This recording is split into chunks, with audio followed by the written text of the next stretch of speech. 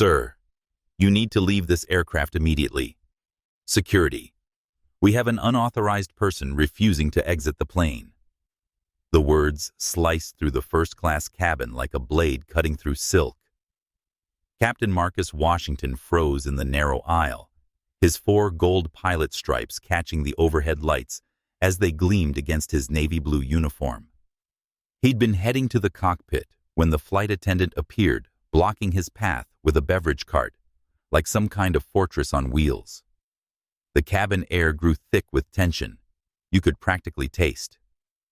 Marcus stood there, 6'2" of professional composure, wrapped in a perfectly pressed uniform, his leather briefcase in one hand, and 28 years of navigating situations exactly like this in his back pocket. But this was different. This was happening in front of witnesses, in front of cameras, in front of the world. Ashley Thompson, the flight attendant with platinum blonde hair and ice blue eyes, gripped the handle of that cart like it was her lifeline. Her voice carried across the cabin, ensuring every passenger in first class could hear her declaration of war against a man whose uniform probably cost more than her monthly rent. This is a restricted area. You can't just walk around in costume. Have you ever been so misjudged that someone tried to remove you from a place you actually belonged more than anyone else? That moment when reality and perception collide so violently that you're left standing there wondering if you're living in some kind of alternate universe, where credentials don't matter, where professionalism is invisible, where 15 years of flying experience evaporates because someone decided you don't look like what they think a pilot should look like. The businessman in seat 1C lowered his Wall Street Journal, his eyes moving between Marcus's captain's wings and Ashley's determined stance. In 2B, a retired teacher named Margaret Williams looked up from her tablet, recognition flickering across her face, not of Marcus, but of a pattern she'd seen too many times before. And in 2A, 19-year-old Tyler Jackson from Georgia Tech felt his hand instinctively reach for his phone, some sixth sense telling him that whatever was about to unfold needed to be documented. The morning sun streamed through the aircraft windows, illuminating this bizarre tableau. A decorated pilot being treated like an imposter on his own flight. A flight attendant drunk on authority she didn't understand, and a cabin full of passengers about to witness something that would change the airline industry forever. Marcus's mind raced through his options. He could reach into his jacket pocket and pull out the black titanium card that would end this humiliation in seconds. The Skyline Airlines Platinum Executive Card that only 12 people in the world possessed. The card that would reveal he wasn't just any pilot. He was the owner of the entire airline. But something held him back, some deeper understanding that this moment was bigger than his personal comfort. Because here's the thing about discrimination. It thrives in darkness, in quiet corners where no one is watching. But Flight 892 wasn't a quiet corner. It was a stage, and Tyler Jackson was already reaching for his phone, and Margaret Williams was sitting up straighter in her seat, and the businessman was folding his newspaper with the slow, deliberate movements of someone preparing to get involved. Ashley Thompson had no idea she was about to become the star of a video that would be watched by millions. She had no idea that her next words would cost her airline $2.8 million in bookings within 48 hours. She had no idea that in exactly 97 minutes, the man she was trying to remove from this aircraft was scheduled to present a new company-wide anti-discrimination policy to the board of directors. The irony was about to become devastating. "Excuse me," Marcus said, his voice carrying the calm authority of someone who'd navigated emergency situations at 35,000 feet. But Ashley Thompson wasn't listening to his voice. She was looking at his face, and she'd already decided what she saw there. And that decision was about to change everything. Let me tell you about Marcus Isaiah Washington III. 28 years old, MIT aerospace engineering graduate, summa cum laude, Harvard Business School MBA holder, and former U.S. Air Force captain who used to fly F-22 Raptors before civilian life called his name. But none of those credentials were visible on his face, which was apparently the only identification system Ashley Thompson trusted. Marcus grew up in Detroit, the son of an aircraft mechanic and a nurse who worked double shifts to keep food on the table and dreams alive in their boy's heart. His father, Marcus Jr., spent 30 years fixing planes for other people to fly, always telling his son, "One day, you won't just fix them, you'll own them." Prophetic words as it turned out, but prophecies have a way of coming true in the most unexpected moments. Standing there in that aisle, Marcus represented 15 years of flying experience, 500 flight hours, and type ratings on 7 different aircraft. He'd piloted everything from military jets to commercial airliners, accumulating a safety record that was essentially flawless. His logbook read like a love letter to aviation excellence. But logbooks like MIT degrees and Harvard MBAs aren't visible on a person's face. Ashley Marie Thompson, 26 years old, grew up in suburban Atlanta in a world where certain assumptions felt as natural as breathing. She wasn't a bad person. Let's be clear about that. She'd graduated from the University of Georgia with a degree in hospitality management. She volunteered at her church. She sent birthday cards to her grandmother, and she genuinely believed she was protecting airline security. But beliefs, especially the unconscious ones, have a way of revealing themselves when we're not looking.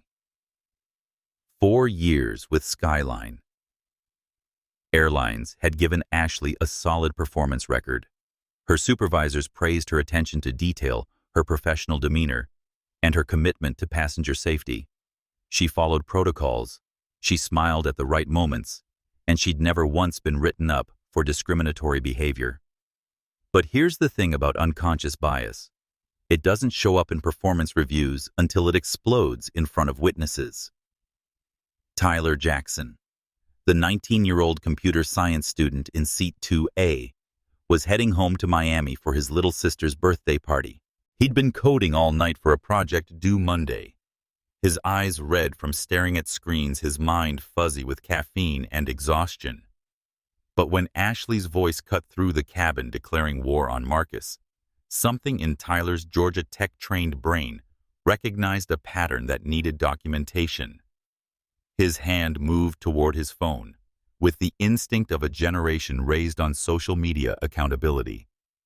In Seat 1C, Robert Chen was reviewing quarterly reports for his investment banking firm, the kind of numbers that determine whether companies live or die on Wall Street. 45 years old, frequent flyer status on every major airline he'd seen, enough business travel drama to recognize professional competence when it walked down an aisle. Marcus's uniform, his posture, his briefcase. Everything screamed legitimate pilot to Robert's trained eye. The disconnect between what he was seeing and what Ashley was claiming felt like watching someone insist that 2 + 2 = 5. Margaret Williams in 2B had taught high school for 40 years in a diverse Atlanta school district.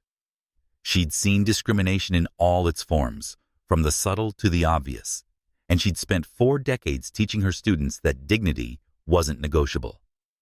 At 58, she'd retired with a reputation for fairness that followed her into every situation. When she looked at Marcus, she didn't see a threat to airline security. She saw a young professional being humiliated for reasons that had nothing to do with his qualifications. And then there was Harold Johnson, in 1D, 72 years old, Korean War veteran, using a cane but still carrying himself with military bearing. Harold had flown commercially for 60 years, back when flying was an event, when people dressed up for flights and pilots were treated with automatic respect. He understood aviation hierarchy, and everything about Marcus suggested a man who belonged in that cockpit. Flight 892 to Miami was supposed to be routine. A Boeing 737-800, 175 passengers, 2-hour 15-minute flight time. The kind of route Marcus could fly in his sleep, which was good, because he'd been up since 4 a.m. reviewing quarterly reports and preparing for that 3 p.m. board meeting, where he was scheduled to present new anti-discrimination policies to Skyline's directors. The irony was already thick enough to cut with a knife, but it was about to get so much worse. Captain Tommy Rodriguez Marcus's co-pilot was running through his pre-flight checklist in the cockpit, occasionally glancing at his watch and wondering where his captain had disappeared to. Tommy was 34, Stanford graduate, former Navy pilot who'd transitioned to civilian flying 3 years ago. He and Marcus had flown together dozens of times, developing the kind of professional respect that comes from shared competence and mutual trust. Tommy had no idea that his pilot was currently being treated like a criminal 15 feet away. He had no idea that Ashley Thompson was about to call security. He had no idea that Tyler Jackson was opening Instagram Live, or that Margaret Williams was preparing to stand up for a stranger, or that Harold Johnson was about to invoke 60 years of flying experience in defense of a young pilot's dignity. But the beautiful thing about justice is that it doesn't require advance notice. Sometimes it just shows up carried by ordinary people who decide that what they're witnessing isn't acceptable. Sometimes it arrives with a smartphone camera and a teenager who understands that silence in the face of injustice is complicity. Sometimes it starts with a simple word. Excuse me. Excuse me. Marcus's voice remained steady, despite the absurdity unfolding around him. 28 years of life had taught him that maintaining composure in the face of prejudice was often the difference between resolving a situation and escalating it into something that could destroy careers, usually his own. But Ashley Thompson wasn't interested in resolution. She stepped sideways, positioning that beverage cart more deliberately between Marcus and the cockpit door, like a medieval knight claiming territory with her aluminum and plastic fortress. This is a restricted area. You can't just walk around in costume. Costume. The word hung in the air like smoke from a fire nobody wanted to acknowledge. Marcus looked down at his uniform. The same navy blue fabric that Tommy Rodriguez wore, the same 4 gold stripes that indicated captain status, the same wings pin that he'd earned through years of training and testing. If this was a costume, it was the most expensive and authentic costume in aviation history. Marcus reached into his uniform jacket, his movements slow and deliberate, retrieving his ID wallet with the kind of careful precision he'd use when handling aircraft controls. Inside were the credentials that should have ended this conversation before it began: his ATP certificate, his first-class medical certificate, his Skyline Airlines company, identification card with holographic security features that would make counterfeiting nearly impossible. I'm Captain Washington. This is Flight 892 to Miami. I'm scheduled to pilot this aircraft. He presented the identification with the same professionalism he'd shown during 15 years of pre-flight briefings, security checks, and regulatory inspections. These weren't fake documents purchased online. These were credentials issued by the Federal Aviation Administration, backed by the U.S. Department of Transportation, recognized by international aviation authorities worldwide. Ashley barely glanced at the identification before dismissing it with a wave that suggested she'd seen better forgeries at a college party. Nice fake ID. Did you get that online too? She turned to address the passengers, her voice carrying the authority of someone who'd watched too many movies about heroic flight attendants saving planes from dangerous imposters. Don't worry, folks. We'll have this situation handled shortly. That's when Robert Chen made his first mistake of the morning. He decided to apply logic to an illogical situation. Excuse me, but he's clearly wearing a pilot's uniform. Maybe you should... Sir, please let us handle this. Ashley's interruption was swift and sharp, the verbal equivalent of a gate slamming shut. Some people will do anything for attention these days. Meanwhile, Tyler Jackson was making a different kind of decision. His phone was already in his hand. Instagram Live was already loading, and his finger was already hovering over the Start Live video button. Tyler wasn't a social media influencer or a professional documenter of injustice. He was just a college kid who'd grown up understanding that when something felt wrong, really wrong, you recorded it. Because if you didn't record it, who would believe it happened? "Y'all see this?" Tyler whispered into his phone as he went live. Flight attendant straight up blocking a pilot. The stream started with 12 viewers, mostly friends from Georgia Tech, who were probably wondering why Tyler was broadcasting from an airplane at 7:42 on a Friday morning. But those 12 viewers were about to become 24, then 48, then 96, following the mathematical progression of viral content. Margaret Williams had been watching this unfold with the kind of growing concern that comes from having seen this movie before. 40 years of teaching had given her a PhD in recognizing when authority was being abused, when assumptions were being made, when someone was being judged by their appearance rather than their credentials. Young lady Margaret said her teacher voice cutting through the cabin with the authority of 4 decades spent managing classrooms that pilot has been nothing but professional. Maybe you should check your attitude. Ashley spun around like a weather vane in a tornado. "Ma'am, I'm just doing my job. We can't have random people wandering around in pilot costumes. It's a security issue." Random people. Margaret's voice sharpened to a point that could cut glass. He's clearly qualified.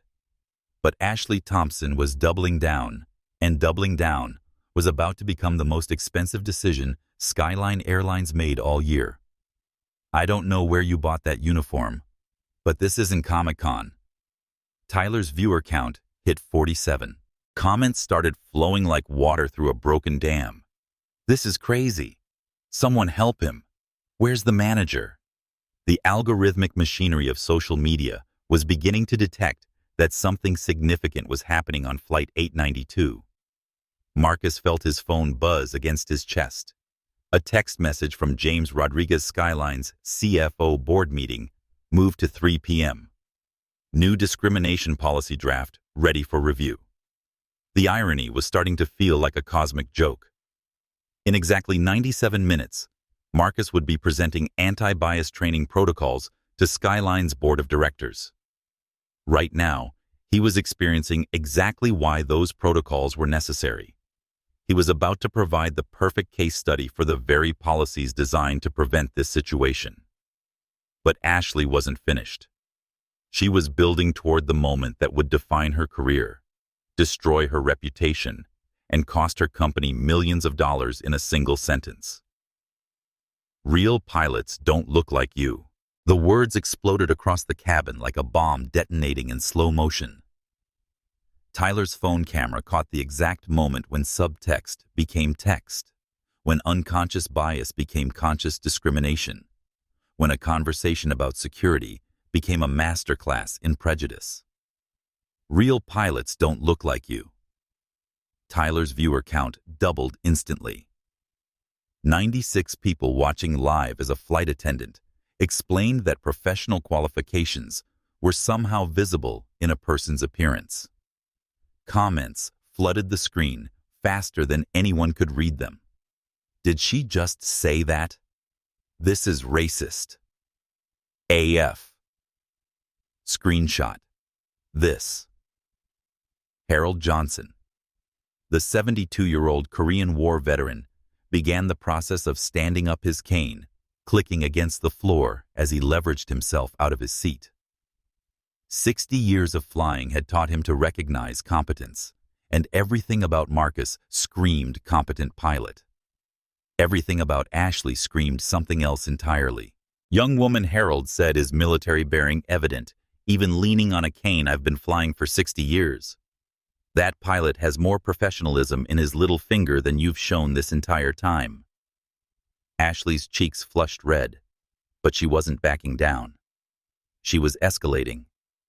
And escalation was about to bring security station management and enough witnesses to turn a small misunderstanding into a corporate crisis that would be studied in business schools for decades.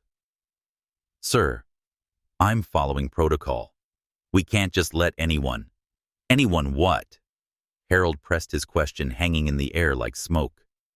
But Ashley Thompson had already made her choice. She was reaching for her radio, about to call security, about to ground an entire airline, about to discover that the man she was trying to remove from this aircraft didn't just work for Skyline Airlines. He owned it. Tyler's Instagram Live was about to become the most expensive piece of user-generated content in aviation history. His viewer count had climbed from 12 friends to 156 strangers, and the comment section was moving so fast, it looked like a digital waterfall of outrage and disbelief. "Y'all, this is actually happening," Tyler whispered into his phone, trying to keep his voice low while capturing every moment of what was clearly becoming a defining incident. Flight attendant is literally trying to kick a pilot off his own plane. The beauty of social media is its democratic nature. One teenager with a smartphone can suddenly command more attention than a news station can document injustice more effectively than a congressional investigation can hold corporations accountable more efficiently than regulatory agencies. Tyler Jackson wasn't trying to become a citizen journalist. He was just a college kid who understood that some moments are too important to let disappear without documentation. But Tyler wasn't the only one recording.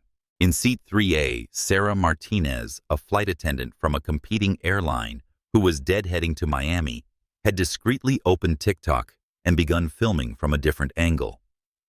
Sarah understood aviation protocols better than most passengers, and everything about this situation violated every principle of professional conduct she'd been taught.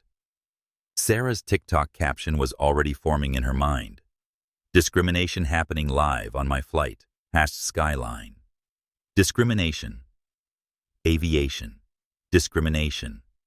She had 15,000 followers, mostly fellow flight attendants and aviation enthusiasts, who were about to get a masterclass in how not to handle passenger relations. Margaret Williams, meanwhile, had opened Facebook Live to share this moment with her church community, her former students, and her 847 Facebook friends who knew her as someone who didn't tolerate injustice quietly. "Y'all, I'm witnessing something terrible," she said softly into her phone. "This young pilot is being discriminated against right before my eyes." The multi-platform documentation was creating something unprecedented real-time multi-angle coverage of workplace discrimination happening live. This wasn't a he said, she said situation that would be debated later. This was being broadcast simultaneously to thousands of people across Instagram, TikTok, and Facebook, creating an undeniable record of every word, every gesture, every moment of bias made manifest. Ashley Thompson, oblivious to the digital documentation happening around her, decided to double down on her authority. Some people will do anything for attention these days. Tyler's viewer count hit 312. Someone with a large following had shared his stream, and the exponential growth of viral content was beginning to take hold. The hashtag Skyline Discrimination was starting to trend in Atlanta, spreading outward like ripples on a digital pond. But Ashley wasn't finished. She was building toward a moment that would be screenshotted, shared, and studied as an example of how unconscious bias becomes conscious discrimination when people are given authority they're not prepared to handle responsibly. Maybe next time, dress appropriately for your actual job. Marcus's response was measured, professional, curious. And what job would that be? Ashley's smile was razor-thin, confident, devastating. Probably something in customer service, or maybe housekeeping. The cabin fell silent. Even the background hum of the aircraft's auxiliary power unit seemed to pause. Tyler's phone was shaking in his hands as his viewer count exploded past 847 and kept climbing. Comments were flowing too fast to read individually.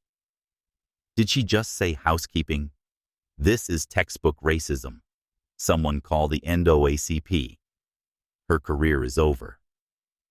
Robert Chen, the businessman in 1C, started laughing, not with humor, but with the kind of disbelief that borders on hysteria.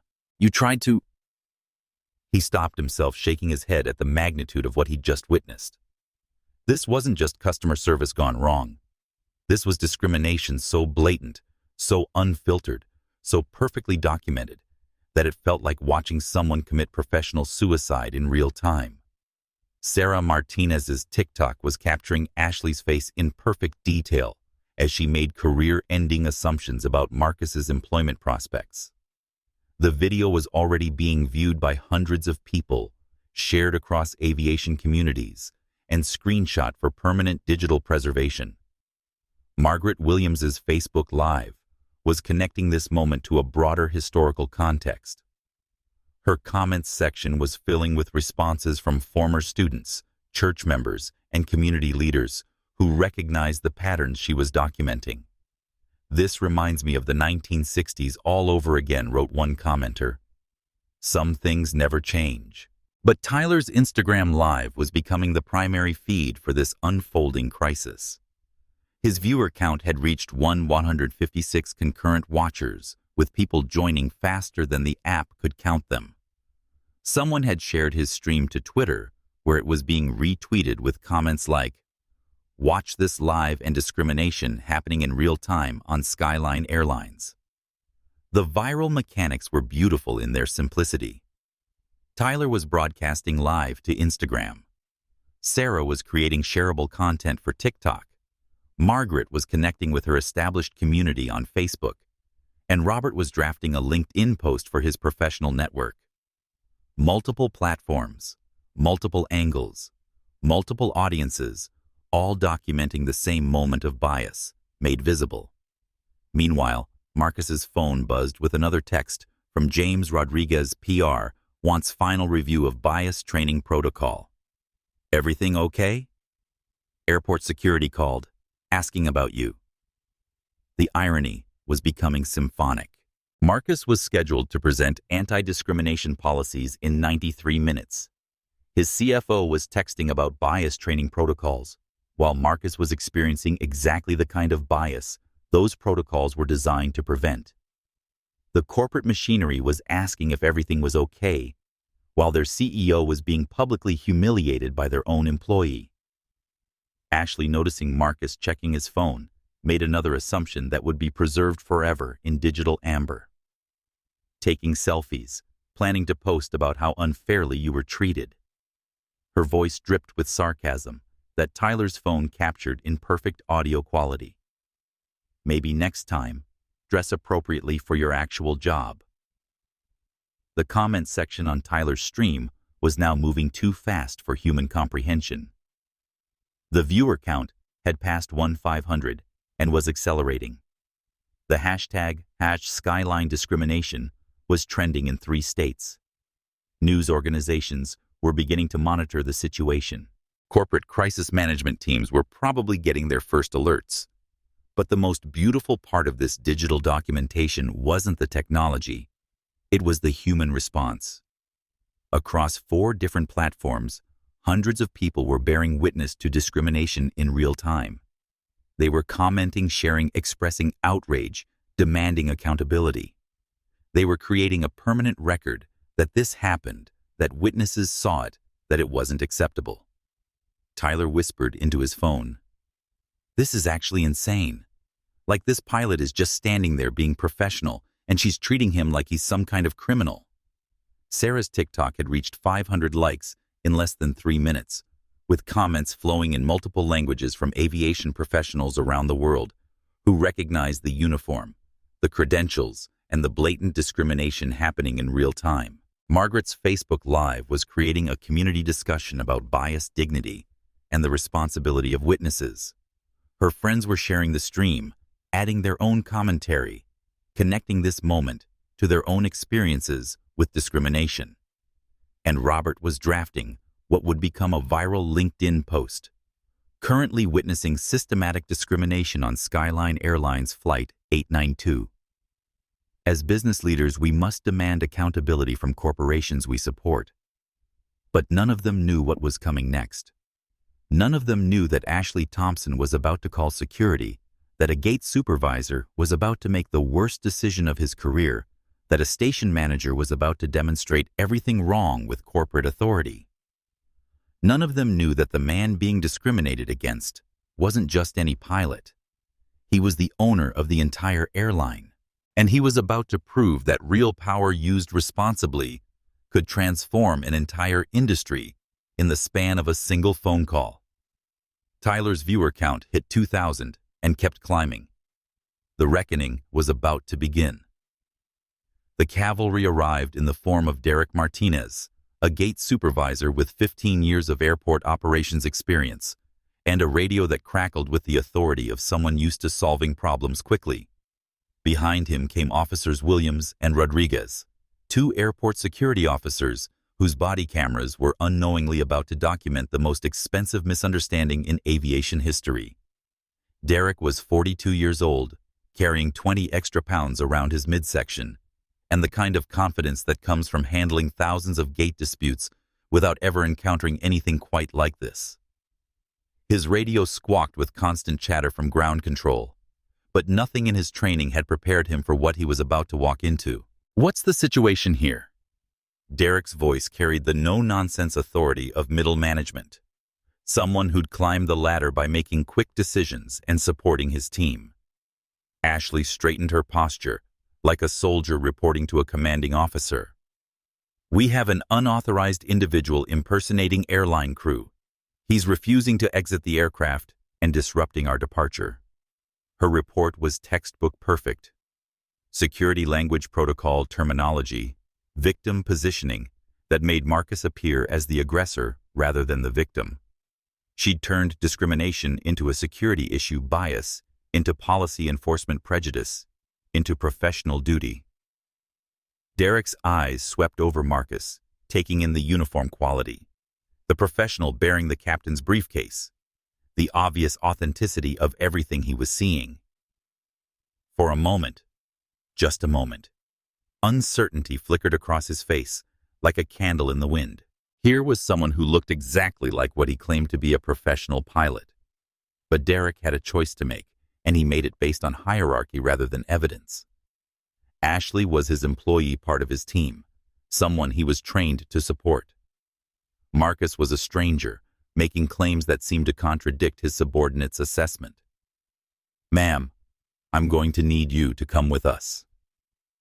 Tyler's live stream exploded. His viewer count hit 312 and was climbing like a rocket. The comment section was chaos incarnate, record everything. "This is insane. Share this now. Someone call the news." But Tyler wasn't alone anymore. A businessman in 1C stood up his Wall Street Journal, forgotten his voice carrying the authority of someone accustomed to being heard in boardrooms and conference calls. "This is absolutely ridiculous. That man is clearly a pilot. Look at his uniform, his credentials." Officer Rodriguez stepped forward, his training kicking in. "Sir, please remain seated. We're handling this situation." But the businessman wasn't alone anymore either. Harold Johnson, the 72-year-old Korean War veteran, was leveraging himself out of his seat with his cane, 60 years of flying experience, telling him that something was fundamentally wrong with this picture. "I've been flying for 60 years. Harold repeated, his military bearing evident, even with mobility assistance. "This is discrimination, pure and simple."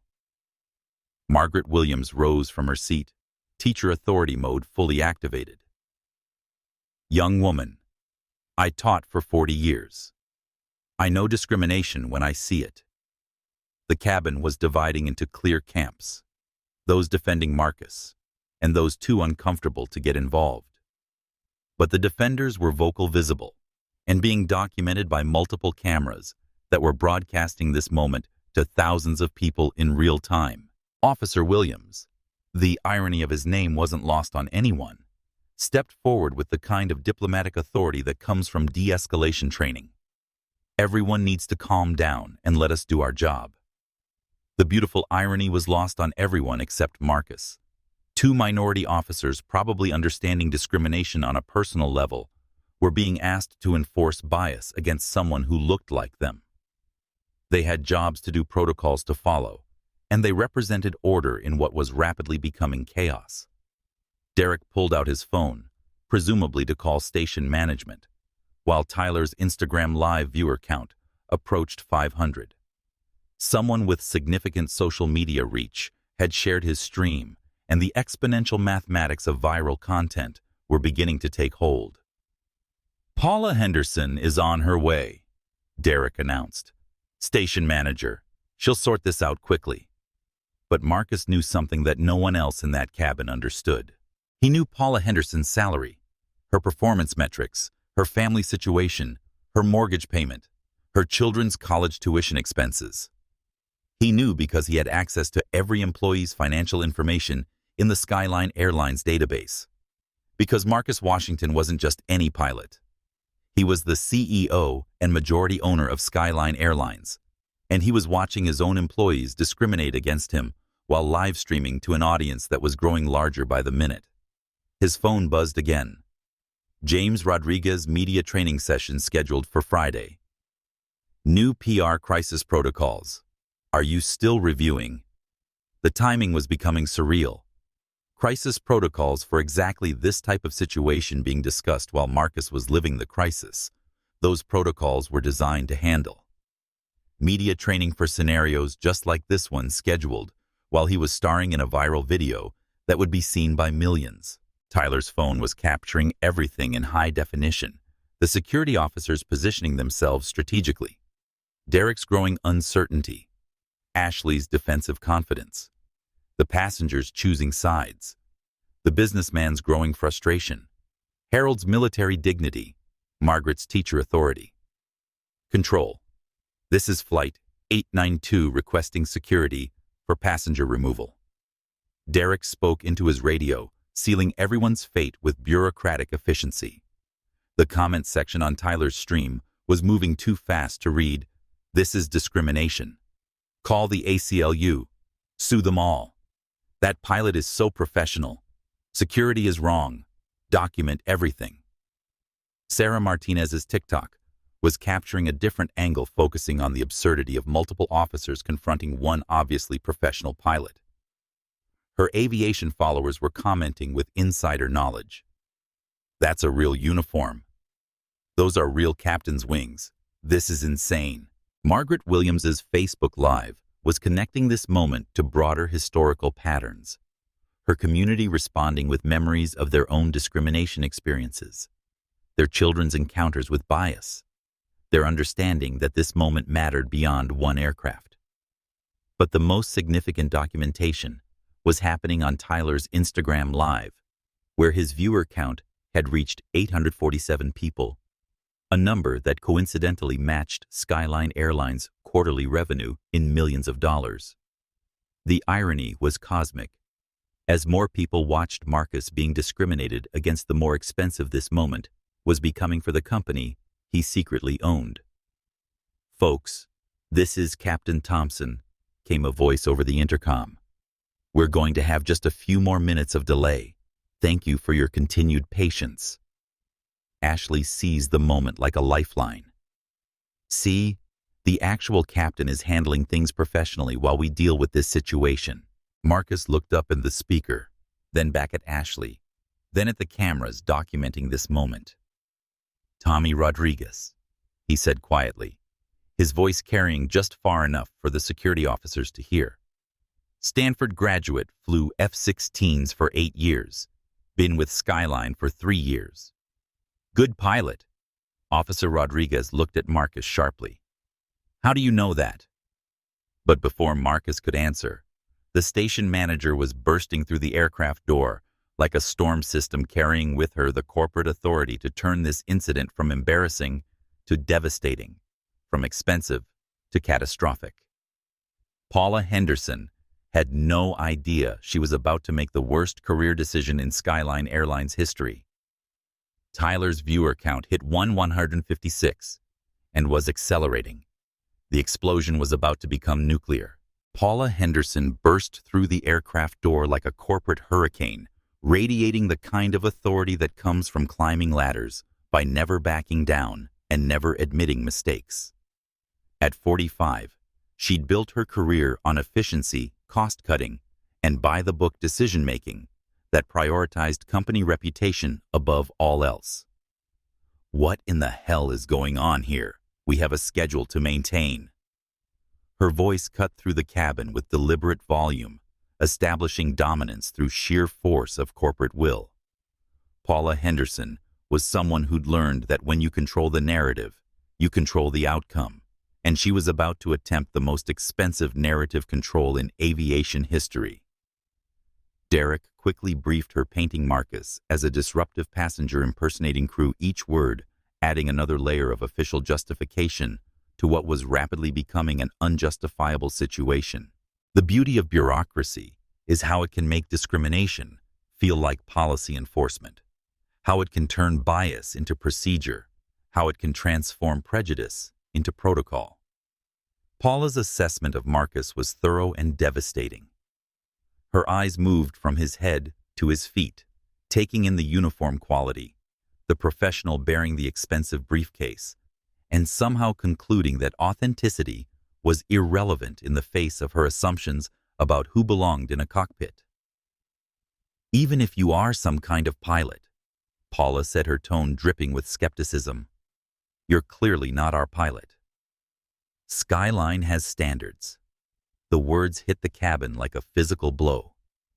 Tyler's phone captured the exact moment when corporate authority revealed its true face, when professional discrimination dressed itself up in company policy, when standards became code for something that had nothing to do with qualifications.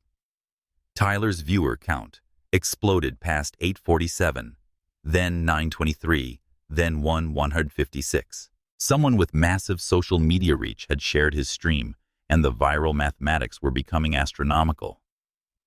Comments flooded in too fast for human comprehension. Did she just say standards? This is textbook discrimination. Screenshot everything. Her career is over. Standards. Robert Chen's voice was heavy with disgust. Are you hearing yourselves right now? Paula whipped around with the kind of corporate authority that brooked no challenge from passengers, customers, or witnesses to discrimination. Sir, if you don't remain seated, you'll be removed from this flight as well. The threat backfired spectacularly. More passengers stood up. The cabin divided into clear camps, those defending Marcus, and those too intimidated to speak, but clearly uncomfortable with what they were witnessing. Margaret Williams was on her feet. Harold Johnson was gripping his cane with white knuckles. Robert Chen was shaking his head in disbelief. This is going viral, someone whispered from the back of first class. Good, another passenger replied. People need to see this. Sarah Martinez's TikTok was capturing Paula's face during the standards comment, zooming in for perfect documentation of corporate discrimination in action.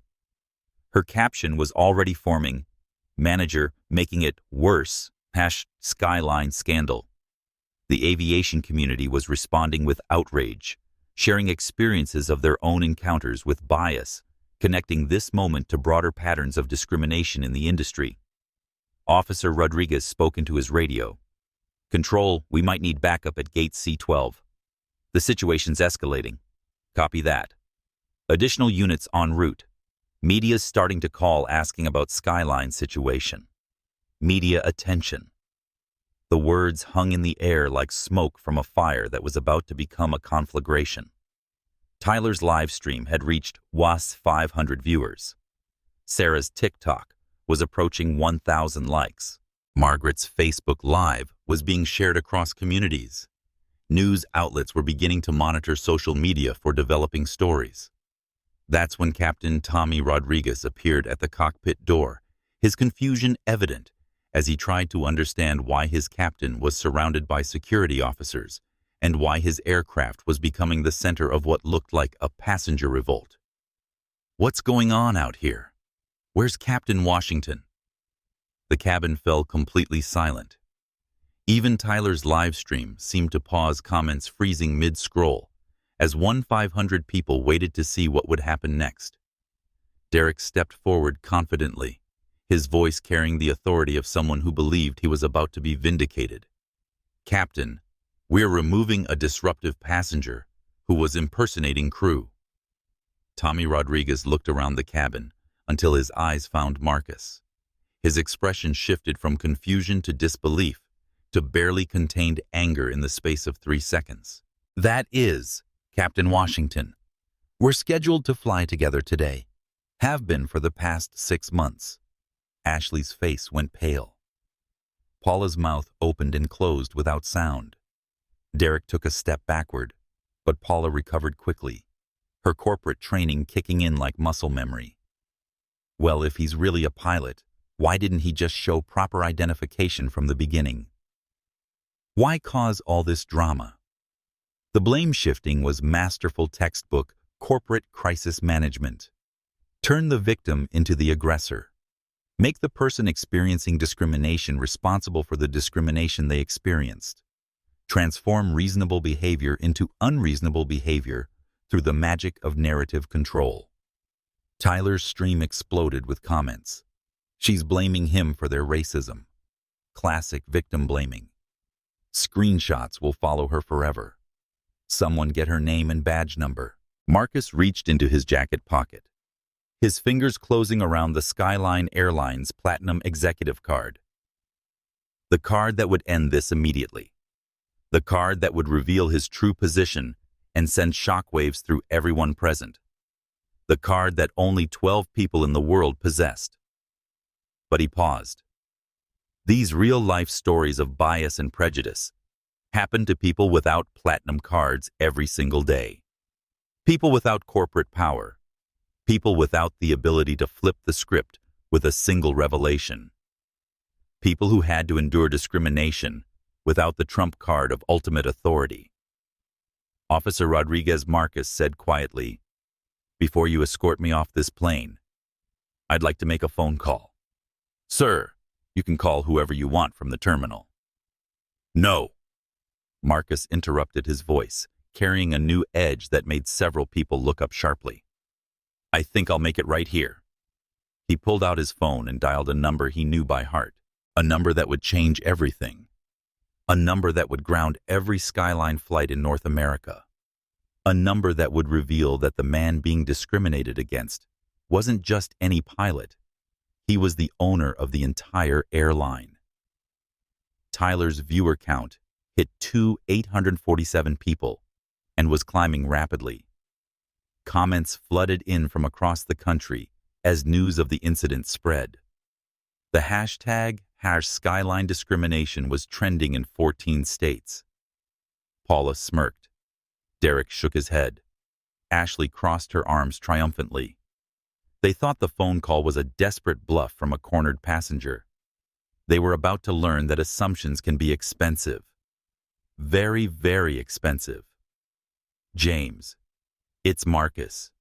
I need you to ground all Skyline operations immediately."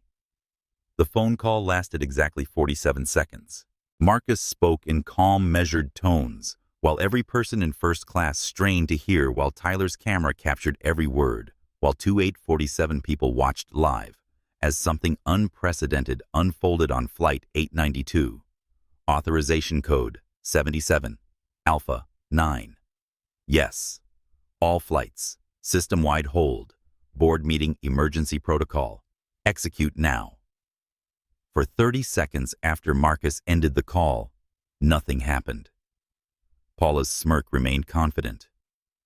Derek's headshake suggested amusement at the desperate bluff. Ashley's triumphant stance indicated she believed the situation was under control. Then the screen started changing. The departure board at gate C12 flickered. Flight 892's status switched from boarding to delayed to canceled. Within 90 seconds, every Skyline flight on every screen showed the same ominous status: operations suspended. Derek's radio crackled with increasing urgency. All Skyline flights grounded by executive order. "We're trying to reach management now. Nobody's answering phones." "What the hell?" Derek muttered, his confidence evaporating like morning mist. Paula's smirk vanished. Ashley's triumphant stance crumbled. Officer Rodriguez was staring at Marcus with growing realization that they'd just made a mistake of cosmic proportions. Marcus reached into his jacket and withdrew the Skyline Airlines Platinum Executive Card. Black titanium with gold lettering heavier than normal plastic with embedded security chips visible through translucent material. Only 12 existed in the world. My name is Marcus Washington.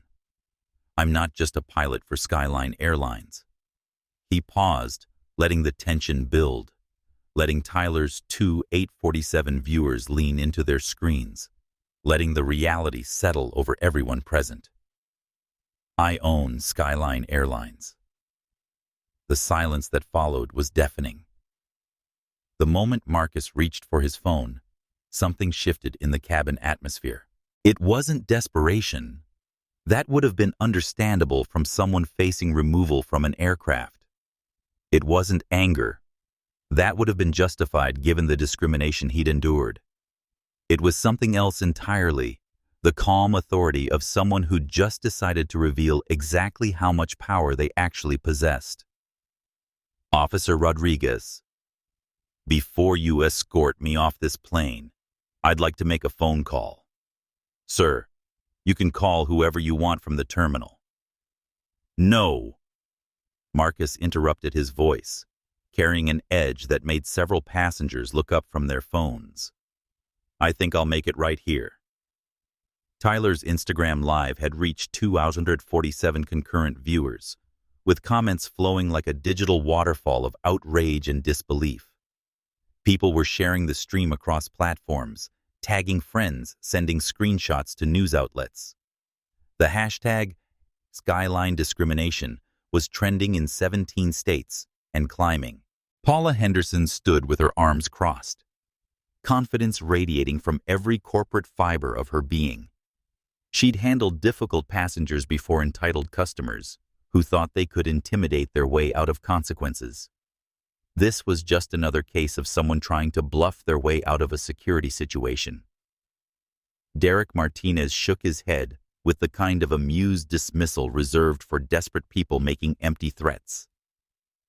15 years of gate operations had taught him to recognize genuine authority, and whatever this passenger was planning to do with his phone call wasn't going to change the fundamental reality of the situation. Ashley Thompson's triumphant stance suggested she was already planning how she'd tell this story to her colleagues, the time she personally prevented a security breach by refusing to be intimidated by someone claiming to be a pilot. They were all about to learn that assumptions could be catastrophically expensive. Marcus dialed a number he knew by heart, a direct line that bypassed all normal corporate channels and connected straight to the executive crisis management protocols that he'd personally helped design. On the other end, James Rodriguez, Skyline's CFO, was reviewing quarterly reports in the corporate headquarters when his phone rang with the special ringtone reserved for emergency communications from the CEO. James, it's Marcus. I need you to ground all Skyline operations immediately. The conversation lasted exactly 47 seconds. Marcus's voice remained calm and measured, while every person in first class strained to hear, while Tyler's camera captured every word, while nearly 3,000 people watched live as something unprecedented unfolded. Authorization code 77 Alpha 9. Yes, all flights. System-wide hold. Board meeting emergency protocol. Execute now.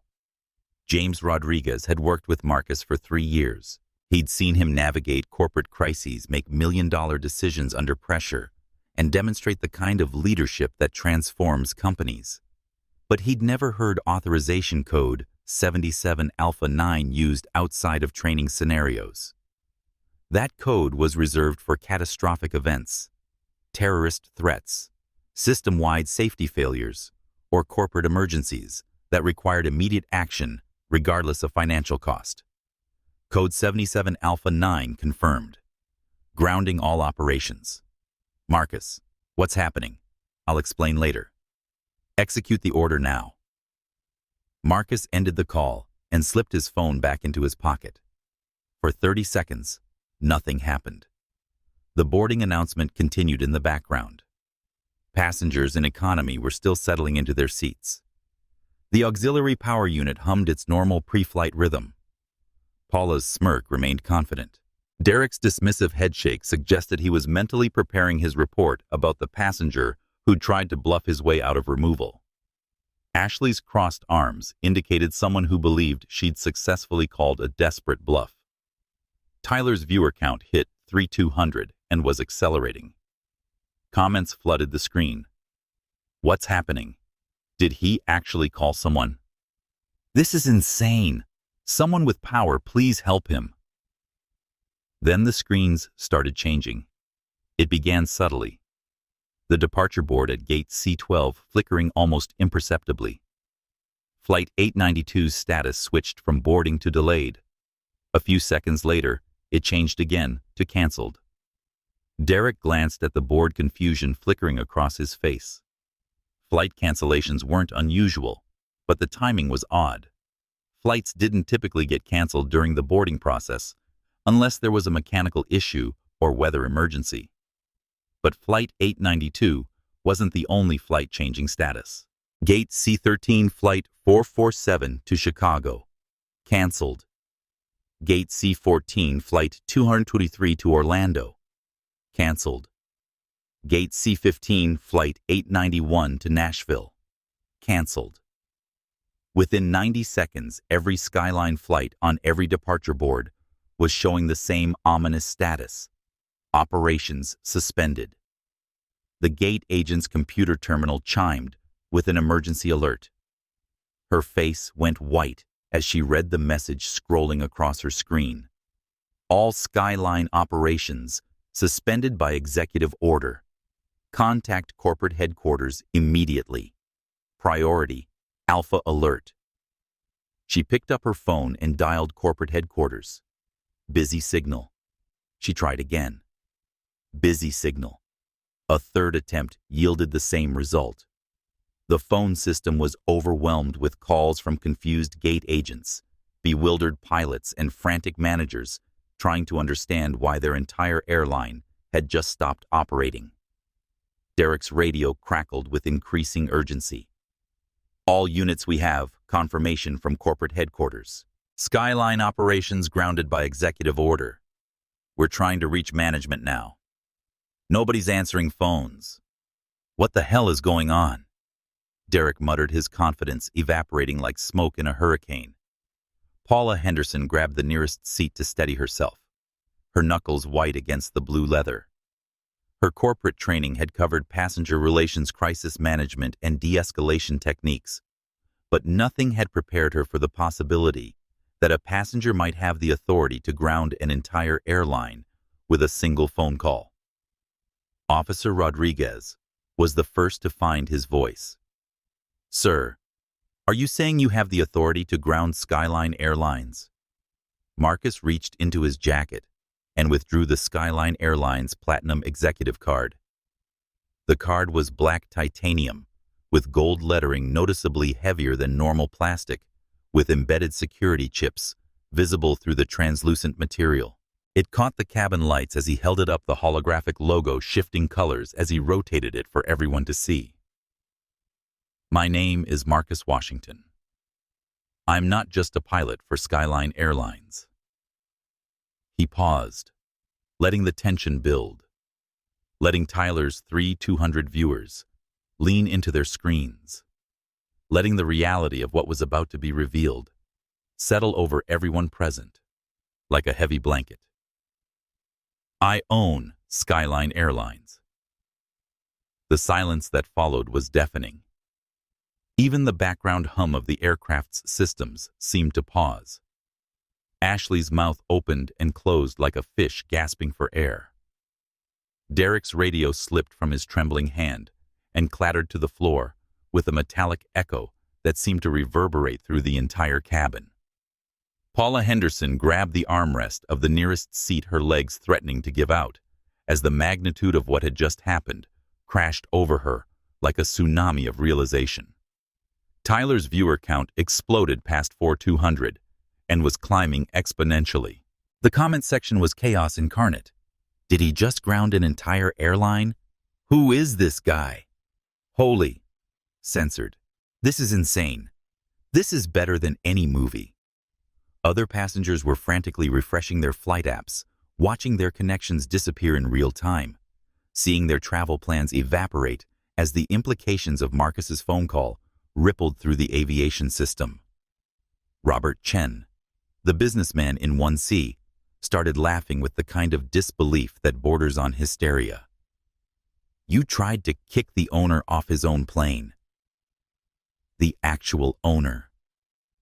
Margaret Williams whispered, "Oh my Lord, this is better than any movie." But Marcus wasn't finished. Not even close. The real corporate response was about to begin, and Ashley Thompson, Paula Henderson, and Derek Martinez were about to learn what accountability looked like when it came from someone with the power to make it mean something. Tyler's phone was shaking in his hands as his live stream approached 5,000 viewers. The hashtag Skyline owner was trending nationally, competing with hashtag Skyline discrimination for the top spot on social media. The revelation was complete, but the reckoning was just beginning. My name is Marcus Washington. I'm not just a pilot for Skyline Airlines. I own Skyline Airlines.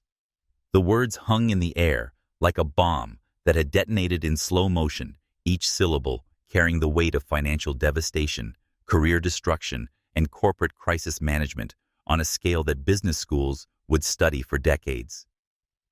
Tyler's phone captured the exact moment when reality shifted, when power revealed itself, when 3 employees realized they just discriminated against the person who signed their paychecks.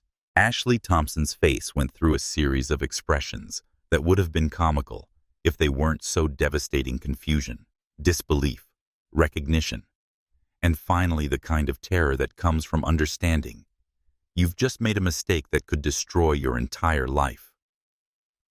Her mouth opened and closed soundlessly, like someone trying to speak underwater. Derek Martinez watched his radio hit the floor and bounced twice before coming to rest against Marcus's shoe, a $15 piece of equipment that had just cost him his supervisory position and possibly his entire career. The mathematical precision of cause and effect was beautiful in its brutality. Paula Henderson's grip on the seat armrest was so tight her knuckles had gone white. 45 years old, 2 kids in college, a husband recently laid off from Delta, a mortgage payment of $240 per month, and she just told the owner of her company that he didn't meet their standards. The corporate ladder she'd spent 15 years climbing was about to become a corporate cliff she was falling from. But Marcus Washington was just getting started. He pulled out his tablet and swiped to a presentation that had been prepared for the 3 p.m. board meeting. Slides bearing the official Skyline Airlines logo, quarterly financial reports, legal documents, and policy frameworks that only someone with access to corporate data could possess. Ashley, you said Skyline has standards. You're absolutely right. We do. His voice carried the measured authority of someone accustomed to addressing boardrooms full of Fortune 500 executives, venture capitalists, and regulatory officials who controlled billions of dollars in aviation policy. According to Federal Aviation Regulation 121.391, airlines are liable for employee discrimination. Current case law suggests damages between $50 and $200 million for systemic bias issues. Ashley's tears started then. Not the manipulative crying of someone trying to escape consequences, but the genuine breakdown of a person realizing the magnitude of their mistake. 26 years old, 4 years with the airline, a performance record that had been spotless until this moment, and now she was facing potential termination, legal liability, and unemployment in an industry where reputation mattered more than credentials. Skyline processes 2.3 million passengers monthly. We generate $847 million in quarterly revenue. The numbers hit the cabin like physical blows. Tyler's live stream had reached 4,200 viewers, with people sharing screenshots of the financial data, commenting on the scale of the company Marcus actually owned, calculating the cost of discriminating against someone with this level of corporate power. Customer satisfaction has dropped 12% this year. Discrimination complaints are up 34%. Based on our social media monitoring algorithms, today's incident will cost us approximately $2.8 million in bookings within 48 hours. Derek's radio crackled from the floor where it had fallen. All units, we have confirmation from corporate headquarters. Skyline operations grounded by CEO Marcus Washington. Repeat. CEO Washington has executive authority for all company decisions. The weight of official confirmation settled over everyone like a lead blanket. Officer Rodriguez straightened his posture, recognizing he was in the presence of someone with genuine authority.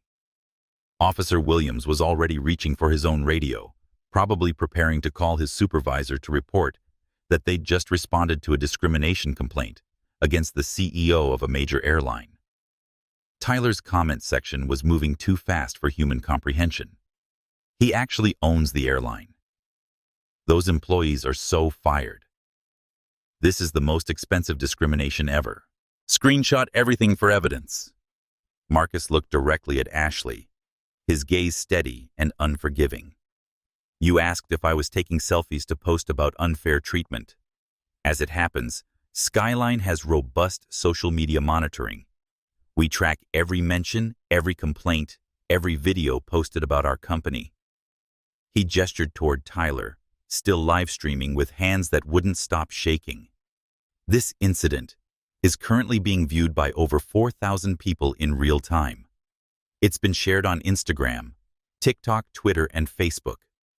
The video will be seen by hundreds of thousands, possibly millions within 24 hours. Ashley's crying intensified as the scope of her professional destruction became clear. This wasn't just about losing a job. This was about becoming the face of corporate discrimination, about having her bias documented and shared across social media platforms, about becoming a case study in what not to do that would follow her for the rest of her career. Marcus turned to Paula, his expression becoming even more serious. You said even if I was some kind of pilot, I wasn't your pilot, because Skyline has standards. What standards were you referring to? Exactly.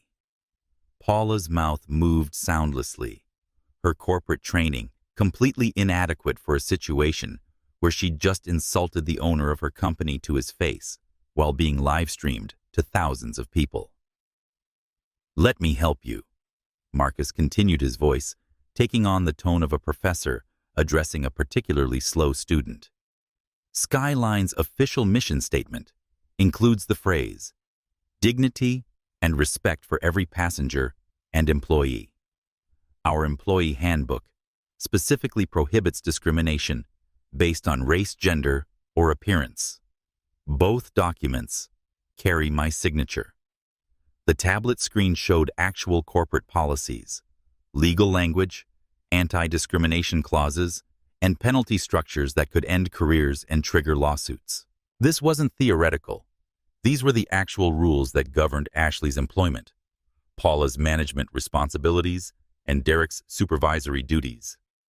Officer Rodriguez stepped forward carefully, his training kicking in as he recognized a volatile situation. Mr. Washington, I apologize for the confusion. We were just responding to a call about a disruptive passenger. You were doing your job based on false information, Marcus acknowledged with a slight nod. The fault doesn't lie with airport security. You followed proper protocol. His eyes moved deliberately to Derek, then Paula, then settled on Ashley like a laser finding its target. The fault lies with employees who made assumptions about my capabilities based on my appearance, who chose to escalate rather than verify, who prioritized their biases over basic human decency and company policy. Tyler's viewer count hit 5,600 and was climbing. Screenshots of Ashley and Paula were already circulating on social media, being shared thousands of times per minute. The hashtag Skyline discrimination hashtag was trending in 34 states, with aviation professionals, civil rights organizations, and corporate accountability advocates sharing the video across their networks. But Marcus had one more revelation that would transform this from a single incident into an industry-wide transformation. There's something else you should know about today. He checked his expensive Patek Philippe watch. In exactly 97 minutes, I was scheduled to present a new company-wide anti-discrimination policy to Skyline's board of directors. He swiped to another slide showing draft policy documents, implementation timelines, budget allocations, and training programs. Real corporate planning materials that demonstrated the irony of the situation with surgical precision. The presentation includes mandatory bias training for all employees, anonymous reporting systems for discrimination, incidents, and immediate termination for repeat offenders. The irony was devastating and perfect. Ashley had just provided the ideal case study for the very policies designed to prevent her behavior. She'd become Exhibit A in a presentation about why anti-discrimination training was necessary evidence of the exact problems Marcus was scheduled to address in 97 minutes. I was going to recommend a gradual rollout over 6 months. Marcus continued, his voice gaining momentum, like a freight train building speed. But today's events suggest we need immediate implementation. His phone buzzed with a text from James Rodriguez Airport Security called, "Confirming you're okay." Media started calling about grounded flights. CNN wants a statement. Marcus showed the message to the group, his gesture encompassing everyone who'd participated in the discrimination. "My CFO is concerned. The media is asking questions. This situation has moved beyond our aircraft, beyond this airport." He looked around the cabin, his gaze settling on each person who'd contributed to this moment, memorizing faces and badge numbers for the corporate response that was about to unfold. So now we have choices to make. We can handle this internally, with appropriate consequences and systematic changes. Or we can let this play out in the court of public opinion with legal teams and PR disasters. Tyler's live stream had reached 800 viewers. The story was spreading across every social media platform simultaneously, becoming a trending topic in multiple countries as aviation communities, civil rights organizations, and corporate accountability advocates shared the documentation of real-time discrimination and its immediate consequences. Ashley, Marcus said quietly, his voice carrying the weight of absolute authority. "What choice would you like to make?" Ashley's answer came in the form of tears. The genuine breakdown of someone realizing the magnitude of their mistake and the scope of its consequences. But Marcus wasn't interested in apologies. Not yet. The real corporate response was about to begin, and accountability was about to be demonstrated on a scale that would transform an entire industry. The revelation was complete, but the reckoning was just beginning. 12 minutes after Marcus's phone call, precisely the time he'd predicted, 3 people in expensive suits appeared at the aircraft door, like corporate cavalry arriving to handle a crisis that was spiraling beyond the confines of a single airplane. The mathematical precision of their arrival demonstrated the kind of executive efficiency that separates major corporations from amateur operations. James Rodriguez, Skyline's CFO, led the group with the confident stride of someone who'd handled corporate emergencies before, but never one involving his own CEO being discriminated against by their own employees while live streaming to thousands of people. At 45, James had an MBA from Harvard and 8 years of working alongside Marcus, developing the kind of professional trust that comes from navigating billion-dollar decisions together. Marcus: "Are you all right?" "I'm fine, James. But we have a situation that requires immediate corporate response." Behind James, Sarah Kim, Skyline's chief legal counsel, was already assessing the scene with the sharp eyes of someone who'd handled discrimination cases worth tens of millions of dollars. At 38, she'd graduated from Northwestern Law and built her reputation by winning cases that other attorneys said were unwinnable. She'd negotiated the $15 million settlement with American Airlines the previous year, and she recognized the legal minefield that was unfolding in real time. The third member of the team, Michael Thompson, HR director, clutched his iPad like a lifeline, while his eyes moved between the security officers, the crying flight attendant, the live-streaming teenager, and the uncomfortable-looking station manager. 15 years in human resources had taught him to recognize career-ending moments, and he was looking at several of them simultaneously. James's gaze swept the cabin systematically, his corporate training allowing him to process multiple streams of information, law enforcement presence, suggesting escalation beyond normal passenger relations. Obvious employee distress, indicating policy violations. Multiple cameras, suggesting viral documentation and witness engagement, indicating public relations nightmare. His expression hardened as the scope of the crisis became clear. "I see. Sarah, please begin documenting everything." Sarah Kim was already pulling out her voice recorder, legal pad, and tablet with case law database. "Before we proceed, I want everyone to understand the legal framework we're operating under." She opened her briefcase and spread documents across an empty seat. Federal regulations, case law precedents, Skyline's internal policies, and liability calculations that would make most people's eyes water. Under Title VII of the Civil Rights Act of 1964, employers are liable for discriminatory actions by their employees. The average settlement for airline discrimination cases in 2024 was $23.7 million. Paula Henderson's face went white as she processed the financial implications. Derek Martinez started backing toward the exit, fight-or-flight response, activated by legal terminology that suggested his pension might be in jeopardy. "Wait," Marcus said, his voice stopping Derek mid-step.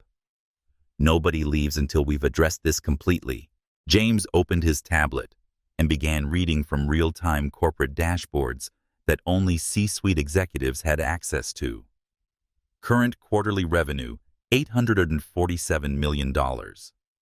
Daily operational costs, $9.2 million. Cost of grounding all flights for 1 hour, $384,000.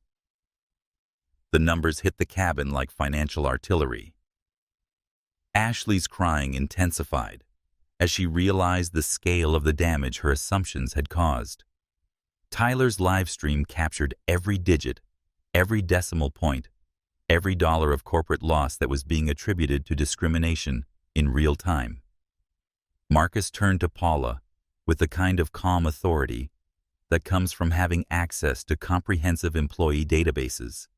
"Ms. Henderson, you're currently earning $87,000 annually as station manager. Your pension vests in 14 months. Your mortgage payment is $240 monthly." Paula's shock was visible. "How do you—" "I have access to all employee financial information," Marcus explained with the patience of someone teaching a basic corporate concept. "I also know you have 2 children in college, and your husband was recently laid off from Delta. The personal details weren't cruel. They were strategic, demonstrating the real-world consequences of losing employment while establishing Marcus's authority to access information that only senior executives could obtain." Sarah pulled out additional documentation. "Ms. Henderson, your actions today violated Skyline policies 4.1, 4.7, and 6.3. The standard penalty for multiple policy violations is immediate termination." "Please," Paula whispered, her voice cracking. "I have a family." "So do the passengers you discriminated against," Marcus replied. "So do the millions of people who will see this video and judge our airline based on your behavior." James showed his tablet to the group, displaying real-time social media analytics that most people never see. Current social media metrics, Skyline. Discrimination has had 47,000 mentions in the past hour. Sentiment analysis shows 89% negative towards the Skyline brand. Tyler's live stream had reached 200 viewers, with the story being picked up by news outlets, shared by aviation communities, and discussed by civil rights organizations. The digital documentation was creating a permanent record of corporate discrimination that would influence policy discussions for years. The question, Marcus continued, is whether we handle this as an internal matter with appropriate consequences, or whether we let federal investigators and civil rights attorneys determine the outcome. He pulled out his phone and showed a list of missed calls. I have 17 voicemails from lawyers offering to represent passengers who witnessed this incident. Class action suits can reach hundreds of millions in damages. Derek found his voice. Mr. Washington, what do you want from us? I want acknowledgement of wrongdoing. I want commitment to change. And I want concrete actions that prevent this from happening again. Sarah opened a folder and spread documents across another seat. We've prepared 3 options. Option 1, immediate termination for all involved parties. Full legal prosecution and federal investigation. Ashley's sobbing became audible throughout the cabin. Option 2, suspension without pay, mandatory sensitivity training, public apology, and probationary employment with any future incidents resulting in immediate termination. Paula nodded eagerly. Yes, option 2, please. Option 3. Marcus said, his voice taking on a different tone. Involves something more comprehensive. James continued. Skyline will implement immediate company-wide changes. Mandatory bias training for all employees within 30 days. Anonymous reporting systems accessible via QR codes at every gate. Real-time monitoring of employee interactions with advanced AI systems. Sarah added, department budgets will be tied to diversity metrics. Managers who fail to maintain inclusive environments will face automatic pay reductions. Marcus expanded the scope. Additionally, we're establishing a $5 million fund for anti-discrimination training programs industry-wide. Other airlines will adopt similar policies or face competitive disadvantage. The scope was breathtaking. Systemic change across an entire industry, triggered by one incident of documented discrimination. Ms. Henderson, you'll be demoted to gate agent with a 40% pay reduction. You'll complete 200 hours of sensitivity training and write a detailed analysis of your decision-making process today. Paula nodded frantically. Yes, absolutely. Mr. Martinez, you'll be transferred to baggage services. Your supervisor role will be eliminated. You'll complete the same training requirements.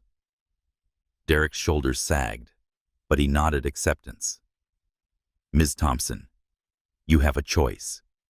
You can accept immediate termination with a neutral reference, or you can accept 6 months unpaid suspension, 300 hours of community service with civil rights organizations, and probationary re-employment.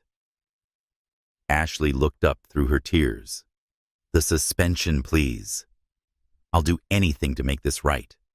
The video of this incident will be used in our training programs, Marcus announced. Your faces, your words, your actions will educate thousands of employees about the consequences of discrimination. James checked his phone. Media requests are increasing. We need to make a statement soon. We will. Marcus agreed. But first, I want each of you to record a personal apology. These will be posted on Skyline's official social media channels within the hour. The accountability was immediate, comprehensive, and documented.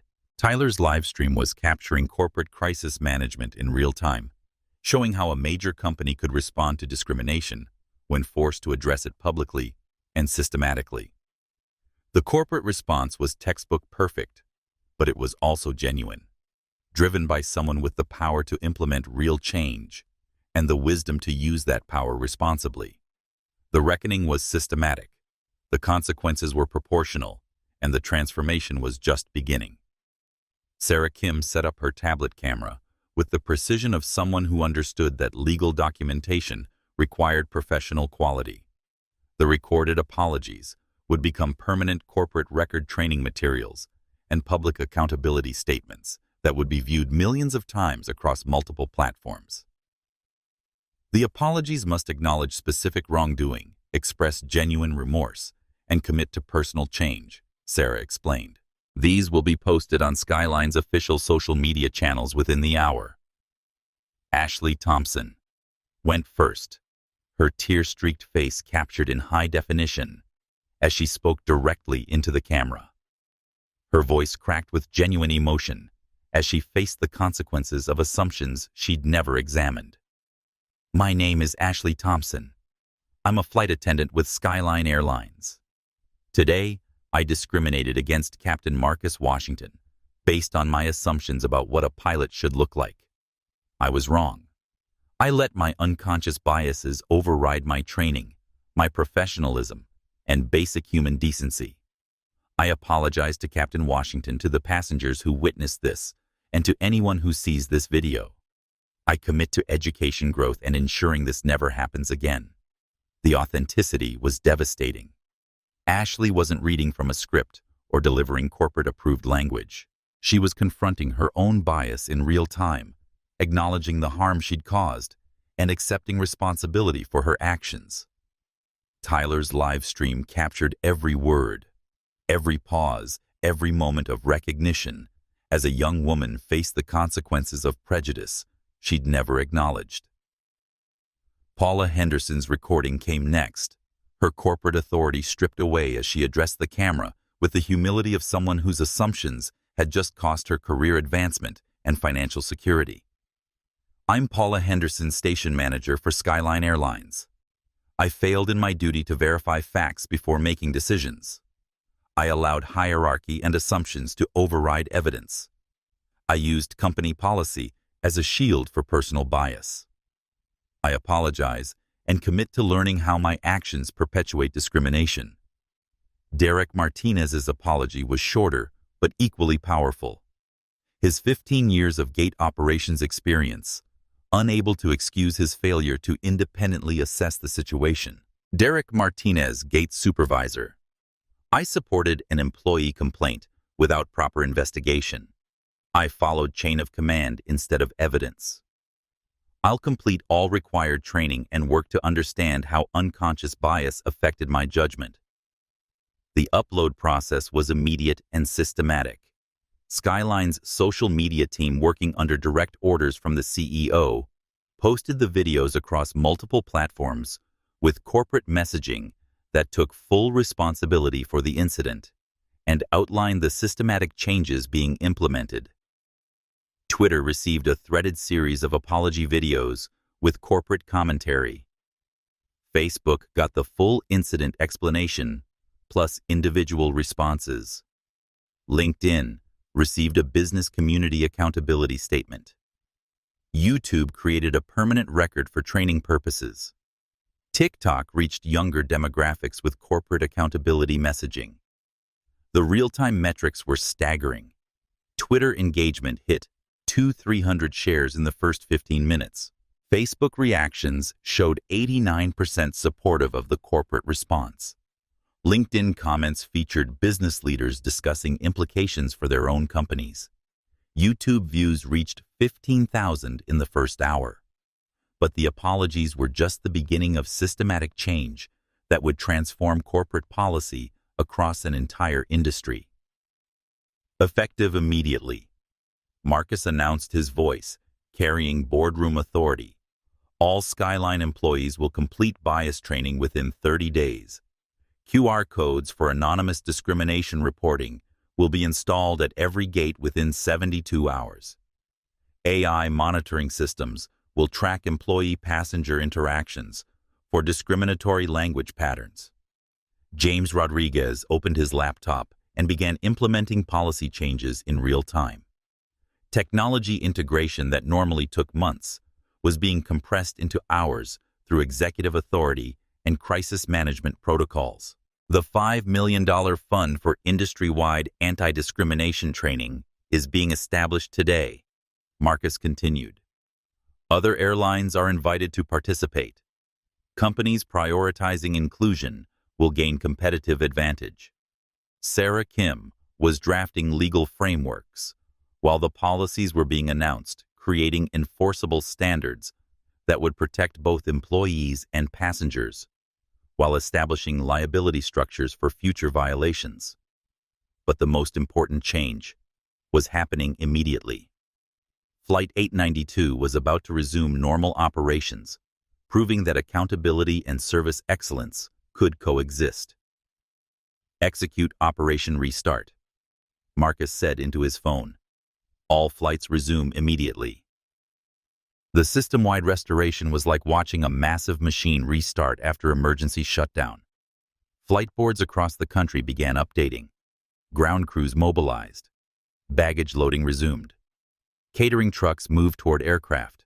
The $384,000 per hour cost of Marcus's dramatic demonstration was ending, but the lesson would continue indefinitely. Flight 892 to Miami boarding will resume in 10 minutes, came the announcement. We apologize for the delay and appreciate your patience during this operational adjustment. Robert Chen approached Marcus as he headed toward the cockpit, his Wall Street Journal folded under his arm and genuine admiration in his voice. Sir, I just want to say what you did today was remarkable. You used your power responsibly. Marcus paused at the cockpit door, looking back at the cabin where transformation had just occurred. I did what any person with power should do. I used it to lift others up, not to lift myself above them. Margaret Williams, the retired teacher, approached with the kind of smile that comes from witnessing justice in action. Young man, you handled this with such grace. Your parents raised you right. Harold Johnson, the Korean War veteran, offered a military salute from his seat. Captain, you conducted yourself with honor. This old soldier respects that. Tyler Jackson was ending his live stream after 3 hours of documentation that would be viewed by millions. His final viewer count had peaked at 12,000 concurrent watchers, with total unique viewers exceeding 89,000 across the entire session. Y'all just witnessed history, Tyler said into his phone. Real accountability, real change, real leadership. This is how discrimination should be handled when people with power actually use it right. Captain Tommy Rodriguez emerged from the cockpit with pre-flight paperwork and the kind of professional smile that suggested normal operations were resuming, despite extraordinary circumstances. Marcus ready to fly to Miami. More than ready, Tommy. Let's get our passengers where they need to go. The crew coordination was seamless. Professional pilots doing what they'd trained for, treating passengers with dignity, maintaining safety standards, and proving that excellence in service could coexist with excellence in social justice. As passengers began reboarding the aircraft, normal conversations resumed. The businessman returned to his quarterly reports. Margaret Williams opened her tablet. Harold Johnson adjusted his seatbelt. Tyler Jackson finally put his phone away, his documentation complete. But the media attention was just beginning. James Rodriguez's phone was buzzing with interview requests from CNN, Fox Business, Associated Press, and local Atlanta news stations. The corporate communications team was preparing statements that would frame this incident as a teachable moment rather than a public relations disaster. We'll address media after safe arrival in Miami, Marcus announced. Passenger safety and service remain our priority. The boarding process proceeded normally. Passengers finding their seats, flight attendants conducting safety demonstrations, pilots running through pre-flight checklists. The extraordinary had returned to ordinary through the magic of professional competence and systematic accountability. As Flight 892 taxied toward the runway, Marcus reflected on the morning's events from the captain's seat. 3 hours ago, he'd been just another pilot walking toward his cockpit. Now, he was the CEO who'd grounded an entire airline to make a point about dignity, respect, and corporate responsibility. The flight to Miami would be on time after all, despite everything that had happened. More importantly, it would be the first flight operated under new policies that would prevent discrimination, protect dignity, and demonstrate that corporate power could be used responsibly. Tyler's video would be viewed 12.7 million times in the coming weeks. Ashley Thompson would become one of the most effective diversity trainers in the industry. Paula Henderson would work her way back to management through demonstrated competence and cultural change. Derek Martinez would help develop policies for passengers with disabilities. But all of that was in the future. Right now, Marcus Washington was simply a pilot doing his job flying passengers safely to their destination, proving that excellence in aviation and excellence in human relations were not mutually exclusive. The transformation was complete, but the real work was just beginning. As Flight 892 lifted off from Atlanta, bound for Miami, with a cabin full of witnesses who'd just seen corporate accountability in action, Marcus keyed his radio to air traffic control. Atlanta departure. Skyline 892, airborne climbing to flight level 350. Skyline 892, contact Atlanta Center on 124.1 FM. Have a good flight. It was indeed going to be a very good flight. The Colorado Convention Center's Grand Ballroom accommodated exactly 847 industry professionals, a number that Marcus noted with cosmic appreciation, matching Skyline's quarterly revenue in millions of dollars. The National Aviation Diversity Summit had become the most important gathering in commercial aviation, drawing executives, pilots, flight attendants, regulators, and academics from around the world. Marcus stood at the podium, looking out at an audience that included everyone from American Airlines CEO to first-year flight attendants, from FAA administrators to university researchers studying organizational behavior. The morning sun streamed through floor-to-ceiling windows, illuminating faces that represented the power to transform an industry serving nearly 1 billion passengers annually. Today I want to tell you about a flight that never took off on time. Marcus began, his voice carrying across the packed auditorium, and how that delay changed an entire industry. The audience leaned forward. Everyone knew the story from extensive media coverage, congressional hearings, and business school case studies, but hearing it directly from Marcus provided unprecedented insight into corporate decision-making during crisis. Tyler Jackson, the young man who live-streamed that incident, is now Skyline's Director of Social Media Accountability.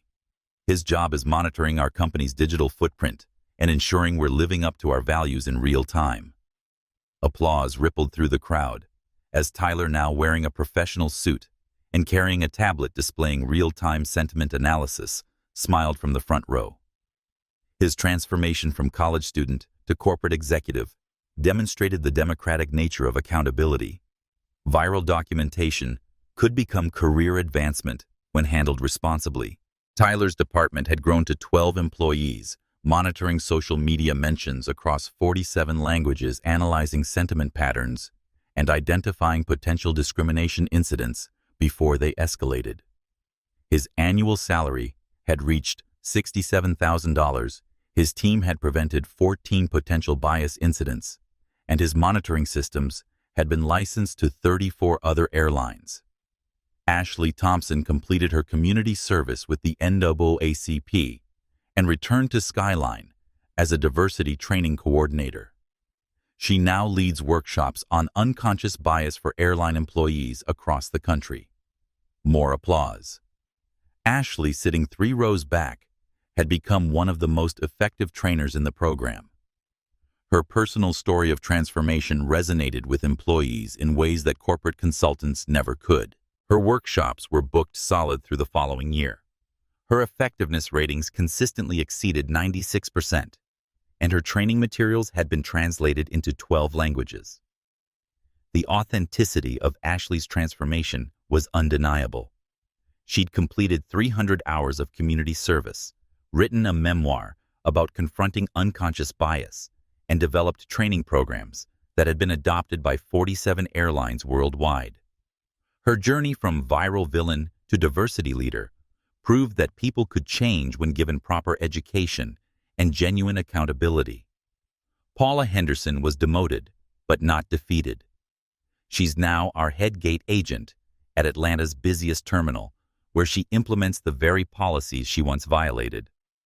Her performance reviews consistently show improvement in passenger satisfaction metrics. Paula's professional resurrection had been remarkable. Her demotion to gate agent had initially felt like career destruction, but her commitment to change had impressed supervisors, passengers, and colleagues. Her customer service ratings had improved by 34%. Her team management skills had earned recognition, and she'd been promoted to Senior Gate Operations Manager within 4 months. Derek Martinez requested a transfer to Skyline's new Inclusion and Accessibility Department. He helps develop policies for passengers with disabilities and leads our annual review of discrimination prevention protocols. Derek's career pivot demonstrated how crisis could become opportunity when approached with humility and commitment to growth. His department had developed 47 new accessibility procedures, increased satisfaction among disabled passengers by 67%, and created industry standards that had been adopted by major airlines worldwide. The quantitative impact was staggering and undeniable. Marcus clicked to his next slide, revealing data that represented millions of improved passenger experiences. In 6 months, Skyline has seen an 89% reduction in discrimination complaints. Customer satisfaction scores have increased 34%. Employee retention is up 28%. These aren't just numbers. They represent real people feeling valued and respected. The audience absorbed metrics that proved corporate accountability could coexist with business success. Stock prices had increased 23% since the incident. Revenue had grown 18% year over year. Employee productivity had improved 31%. The business case for inclusion was mathematically irrefutable. More importantly, 12 other airlines have adopted similar policies. American Delta, United Southwest. They've all implemented anonymous reporting systems, mandatory bias training, and accountability metrics. What started on one aircraft has influenced an industry serving over 900 million passengers annually. The slide changed to show industry-wide statistics that demonstrated systematic transformation. Federal regulations now required bias training for pilot certification. Airport security protocols included specific guidelines for handling discrimination reports. Industry associations had established standards for diversity measurement and accountability. The $5 million fund we established has trained over 15,000 airline employees across 47 airlines. The training videos featuring real incidents, including our own, have been viewed 2.3 million times. The educational impact extended far beyond aviation. Harvard Business School had created a required case study. 17 universities had incorporated the incident into leadership curricula. Corporate training companies had developed bias recognition programs based on the documented transformation. Captain Tommy Rodriguez, sitting in the front row, smiled as he watched his colleague and friend address an audience of industry leaders. Their flights together had evolved beyond professional competence into genuine partnership in advancing aviation diversity. Tommy had become an advocate for pilot diversity programs, co-creating training materials and speaking at conferences about inclusive cockpit culture. The QR code reporting system we pioneered has logged over 400 positive feedback reports and 127 concerns that were addressed before escalating. Technology isn't just changing how we fly, it's changing how we treat each other. The technological innovation had created industry standards for real-time accountability. Passengers could report positive experiences or concerns instantly. Anonymous feedback systems had been adopted by 34 airlines. AI-powered sentiment analysis could detect discriminatory language patterns and alert supervisors immediately. Marcus clicked to his final slide, a photo of Flight 892's first-class cabin, empty and peaceful, representing the transformation that had occurred in that space. I could have used my corporate power to quietly fire those employees and move on. Instead, we chose transparency, accountability, and systematic change. Because real transformation happens when we turn moments of failure into opportunities for growth. The audience understood they were witnessing more than corporate success. They were seeing demonstration of how power could be used responsibly, how crisis could become catalyst, how individual actions could create industry-wide transformation. Every one of you has the power to prevent the next discrimination incident. The question is, will you use that power proactively, or will you wait for your own viral moment? The standing ovation lasted 97 seconds, exactly matching the time Marcus had originally been scheduled to present anti-discrimination policies before the incident occurred. The mathematical precision felt like cosmic validation of the journey from corporate crisis to industry leadership. After his speech, Marcus was approached by dozens of aviation professionals, sharing their own experiences with bias discrimination and transformation. A young black woman preparing for pilot training thanked him for making the industry safer. Flight attendants discussed policy implementations at their airlines. Executives committed to similar accountability programs. The conversations continued through the evening reception, creating networks of advocates, accountability partners, and change agents who would carry the message of dignity and respect throughout the aviation industry. Later that night, Marcus sat in his hotel room reviewing social media responses to his speech. The hashtag #HaveAviationAccountability was trending. Videos of his presentation had been shared thousands of times. Corporate executives were announcing new diversity initiatives. The ripple effects continued expanding. His phone buzzed with a text from James Rodriguez Board, approved expansion of diversity fund to $15 million. 3 more airlines joining the program. Stock price up 7% after your speech. Marcus smiled and typed back, "Good. This is just the beginning." Outside his window, planes took off and landed in perfect rhythm, each aircraft carrying hundreds of passengers who expected dignity, respect, and safe passage to their destinations. Most would never know how their experience had been shaped by one moment of discrimination and the systematic changes that followed. The transformation was real, measurable, and sustainable. The work would continue indefinitely, but the foundation had been established. Corporate power, used responsibly, could create lasting change across entire industries. 1 year after Flight 892, Tyler Jackson received a notification that would validate everything he'd documented on that Friday morning in Atlanta. His original live stream had been viewed 12.7 million times across all platforms, creating a digital archive of discrimination, confronted and overcome, that continued inspiring change across industries far beyond aviation. The Harvard Business School case study had become required reading in leadership courses at 17 universities. Professor Martinez, no relation to James or Derek, was leading the most comprehensive study of corporate crisis management and systematic discrimination response in academic history.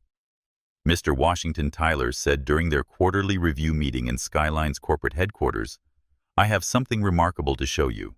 He pulled up his laptop screen, revealing messages from business schools, corporate training companies, and civil rights organizations around the world. The incident had transcended aviation, becoming a template for accountability, transparency, and systematic change across multiple industries. Professor Martinez wants to interview everyone involved: Ashley, Paula, Derek, even passengers who witnessed everything. They're creating a comprehensive study of how viral documentation can catalyze corporate transformation. Marcus reviewed the academic proposal with the satisfaction of someone whose crisis management had created teachable moments for future business leaders. Academic legitimacy means this story will reach future executives, managers, and leaders who can prevent similar incidents before they occur. The numbers told a remarkable story of sustained transformation. Skyline's customer satisfaction had reached 94%, 27 points above industry average.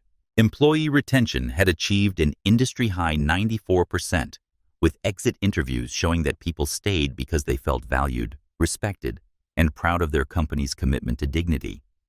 Most importantly, discrimination complaints had dropped to nearly zero across all Skyline operations. The anonymous reporting system had logged 400 positive feedback reports and only 12 unresolved concerns, all of which had been addressed through the systematic protocols developed after the incident. But the real victory was industry-wide transformation. 16 major airlines had adopted Skyline's policies completely. The Federal Aviation Administration had incorporated bias training into mandatory certification programs. Airport security protocols now included specific guidelines for handling discrimination reports with transparency and accountability. Ashley Thompson's journey had become the most powerful element of the transformation story. Her diversity training program had reached over 8,000 employees across the airline industry. Her workshops were booked through the following year, with waiting lists at major carriers, requesting her expertise in bias recognition and cultural change. Her book, From Bias to Bridge, A Flight Attendant's Journey to Understanding, had become required reading at several airlines. Her TED Talk had been viewed 890,000 times. Her consulting practice was expanding internationally, with requests from airlines in Europe, Asia, and South America. Paula Henderson's professional resurrection demonstrated that accountability could coexist with redemption. Her promotion to Senior Gate Operations Manager had been earned through demonstrated competence, cultural leadership, and measurable improvements in passenger satisfaction. Her team's customer service ratings had improved 47% under her management. Derek Martinez's transition to the Inclusion and Accessibility Department had created industry standards for passengers with disabilities. His team had developed comprehensive protocols that had been adopted by 47 airlines, creating more inclusive travel experiences for millions of passengers with mobility, sensory, and cognitive disabilities. The academic research was unprecedented in scope and detail. Harvard's longitudinal study was tracking behavioral changes, policy implementations, and cultural transformations across the aviation industry. The documentation included interviews with over 200 employees, passenger surveys from 15,000 travelers, and financial analysis of diversity initiatives' return on investment. The Netflix documentary, Flight 892, When Power Meets Accountability, had been viewed by 12 million subscribers worldwide. The film had sparked discussions in corporate boardrooms, university classrooms, and legislative committees about responsibility, transparency, and systematic change. All proceeds from the documentary funded scholarships for underrepresented students pursuing aviation careers. The scholarship program had awarded $2.3 million to 47 students, creating pathways for future pilots, mechanics, air traffic controllers, and aviation executives from communities traditionally excluded from the industry. Marcus's recognition extended far beyond business success. Time magazine's 100 Most Influential People citation read, "Washington proved that true leadership means using power to lift others up, not to lift yourself above them." The recognition validated his approach to corporate responsibility and systematic change. But the most meaningful recognition came from individuals whose lives had been changed by the policies implemented after Flight 892. Marcus received monthly messages from airline employees, passengers, and travelers, sharing stories of dignity, respect, and inclusion in aviation. A typical message read, I flew Skyline last week with my elderly father who uses a wheelchair. The gate agent went out of her way to ensure his comfort and dignity throughout the journey. She treated us like family. Thank you for creating a culture where kindness matters. These stories reminded Marcus why the incident mattered, why the changes were necessary, and why the work would never truly be finished. Corporate transformation required constant vigilance, continuous improvement, and sustained commitment to values that could easily be forgotten when quarterly pressures mounted. The technology innovations had created new industry standards. The QR code reporting system had been adopted by 34 airlines, creating real-time feedback loops between passengers and management. AI-powered sentiment analysis could detect discriminatory language patterns and alert supervisors for immediate intervention. Anonymous reporting had generated over 800 to 900 feedback submissions, with 94% positive reinforcement and 6% constructive criticism that led to policy improvements. The system had prevented 12 potential discrimination incidents by providing early warning systems for problematic behavior patterns.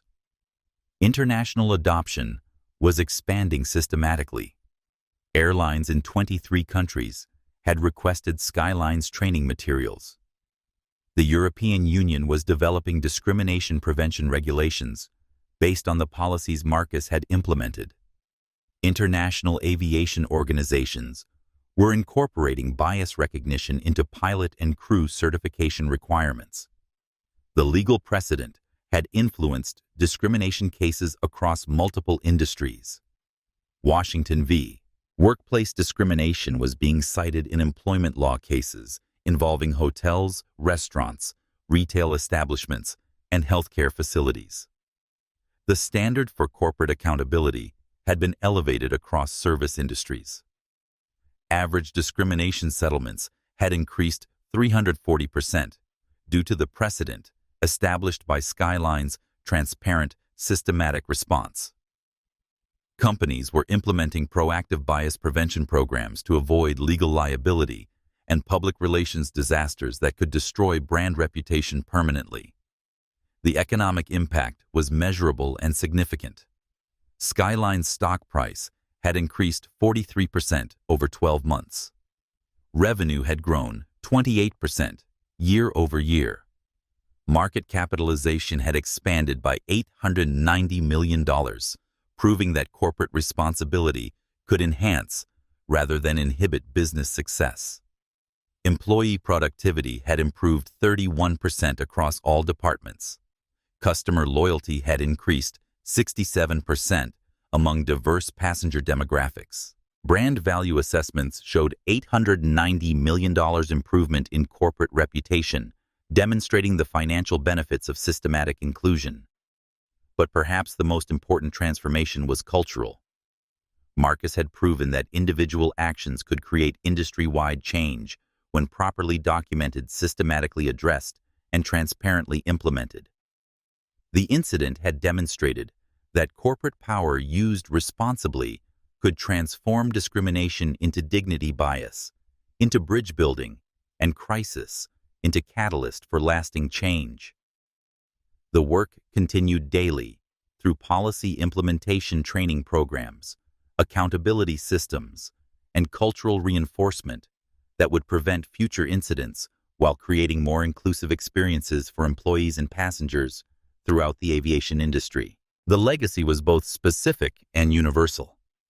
Systematic change was possible when leaders chose transparency over cover-up, accountability over deflection, and long-term transformation over short-term damage control.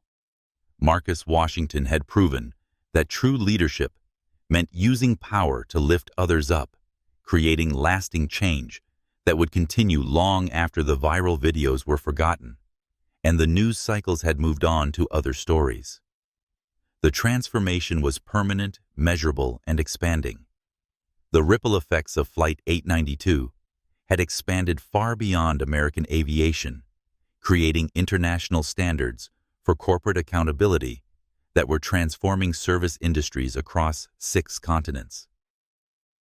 What began as one live-streamed incident of discrimination had become a global template for transparency, responsibility, and systematic change. European carriers had been among the first to adopt Skyline's protocols. Lufthansa, Air France, British Airways, and KLM had implemented comprehensive bias training programs, anonymous reporting systems, and real-time monitoring technology.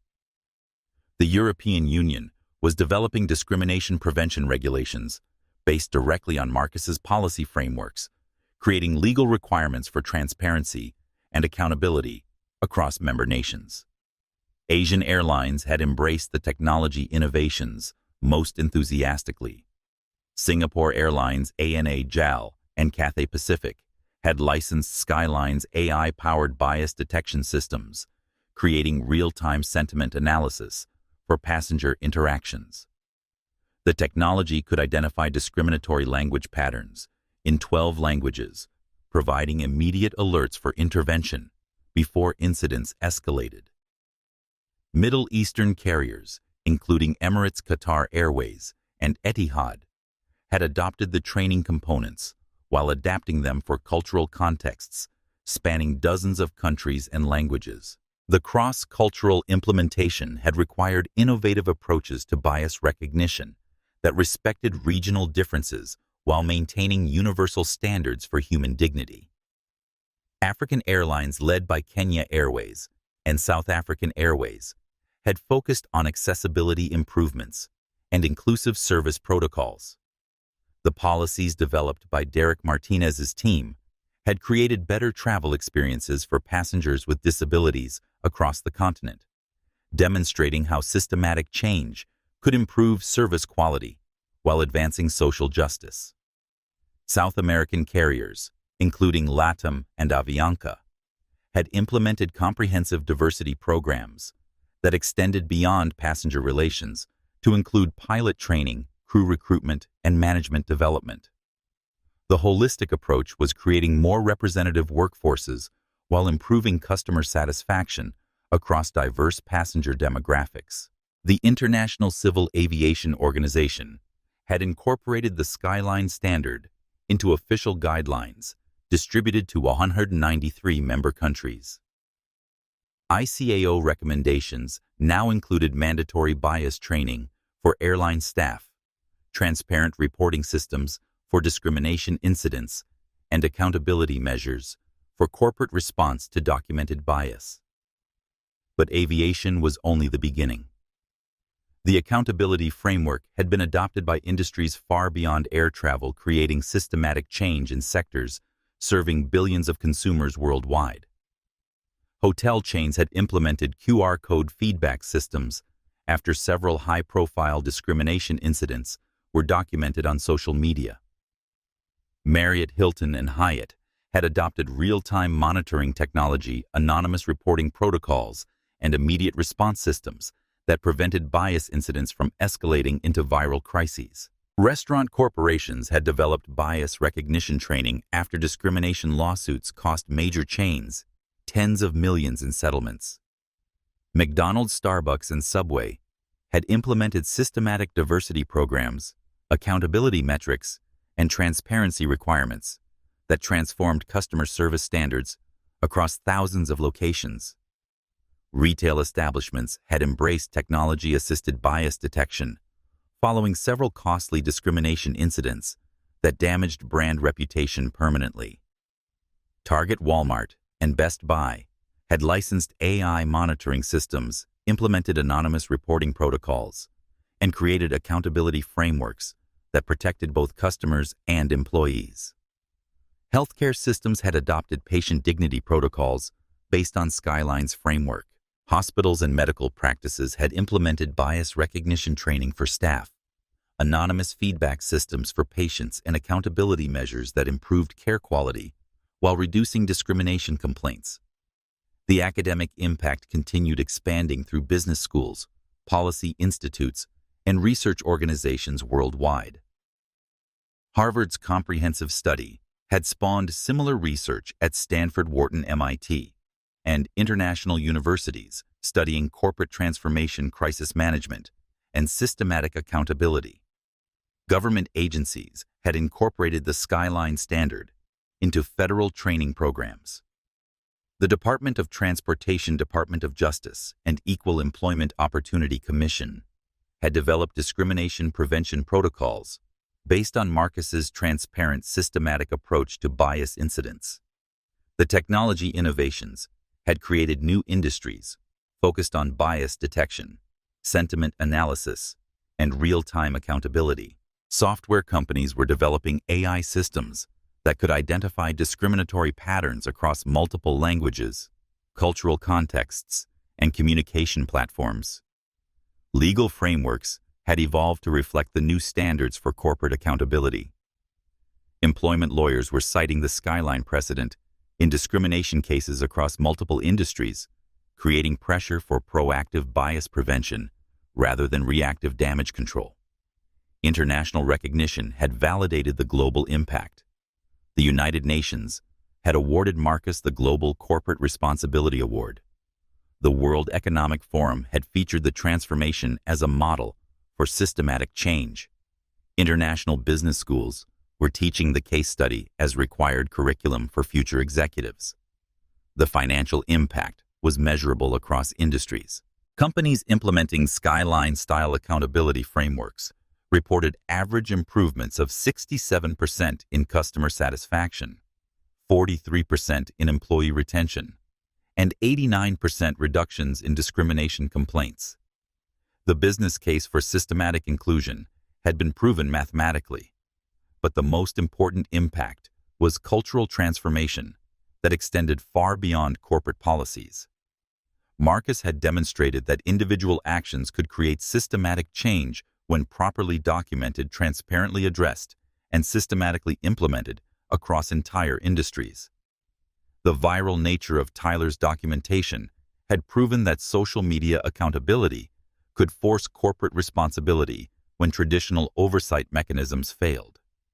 The democratization of documentation meant that discrimination could no longer hide in quiet corners away from public scrutiny and consequence.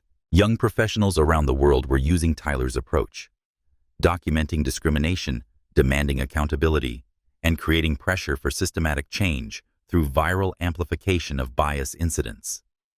The strategy was being applied to workplace discrimination, customer service bias, and institutional prejudice across multiple contexts.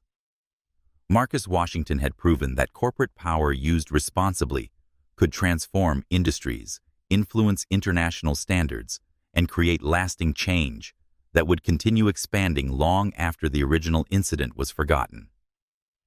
The legacy was both specific and universal. Systematic accountability was possible when leaders chose transparency over concealment, responsibility over deflection, and long-term transformation over short-term crisis management. The ripple effects continued expanding, creating more inclusive, accountable, and dignified experiences for millions of people worldwide. 3 years after Flight 892, Marcus Washington stood before a different kind of audience. Not corporate executives or industry professionals, but ordinary people who understood that extraordinary change begins with individual courage. The community center in Detroit, where he'd grown up, watching his father fix airplanes for other people to fly, was packed with young professionals, students, parents, and activists who'd come to hear about the power of documented accountability. "Your voice can spark change too," Marcus said, his words carrying the weight of proven transformation. Have you witnessed discrimination in your workplace, your community, or while traveling? Share your story. Because when we speak up about injustice, we make it harder for bias to hide in the shadows. The audience leaned forward, understanding that this wasn't just another corporate success story. This was proof that individual actions could create systematic change when amplified by technology supported by witnesses and addressed with genuine accountability. Every story shared is a step toward a more just world. Your experience might be exactly what someone else needs to hear to find the courage to speak up. Tyler Jackson, now Chief Accountability Officer for a consortium of companies implementing bias prevention technology, was in the audience documenting this moment for the social media platforms that had launched his career. His original live stream had been viewed 23.7 million times, inspiring thousands of people to document discrimination and demand accountability. Ashley Thompson, whose transformation from viral villain to diversity leader had become a template for redemption through education, was conducting a workshop in the adjacent room, teaching bias recognition to local business owners. Her journey proved that people could change when given proper education, genuine consequences, and pathways to growth. Remember, change doesn't require a corporate title or millions of followers. Marcus continued, his voice reflecting the wisdom gained from transforming crisis into catalyst. It requires courage, witnesses, and the belief that everyone deserves dignity. The democratization of accountability had created new expectations for corporate behavior, government responsiveness, and institutional transparency. Social media documentation was being used to address discrimination in schools, hospitals, retail establishments, and service industries worldwide. The technology innovations pioneered by Skyline had been licensed to over 200 companies across 47 industries. AI-powered bias detection systems were monitoring customer interactions in real time, preventing discrimination before it escalated into viral crises or legal liability. Anonymous reporting systems had logged over 340,000 feedback submissions across participating companies, with 94% positive reinforcement and 6% constructive criticism that led to policy improvements. The systems had prevented thousands of potential discrimination incidents through early intervention and systematic accountability. Share this story if it moved you, Marcus said, addressing not just the Detroit audience, but the millions of people who would see this speech shared across social media platforms. Comment if you've lived something similar. Together we make discrimination impossible to ignore. The call to action was both specific and universal. People could document bias when they witnessed it. They could demand accountability from companies, institutions, and leaders. They could support others who faced discrimination. They could create pressure for systematic change through collective action and sustained attention. The hashtag #EveryVoiceMatters had logged over 2.3 million posts, from people sharing their own experiences with discrimination, accountability, and transformation.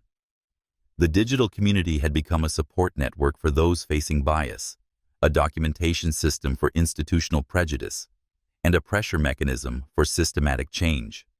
Don't just watch these stories. Become part of the solution, Marcus continued. Every comment, every share, every person who decides to speak up makes a difference. The audience understood they were being invited to participate in something larger than individual success. They were being asked to join a movement that had transformed industries, influenced international standards, and created new expectations for corporate and institutional accountability. Before you leave tonight, ask yourself, what will I do the next time I witness discrimination? Will I stay silent, or will I be part of the solution? The commitment was immediate and personal.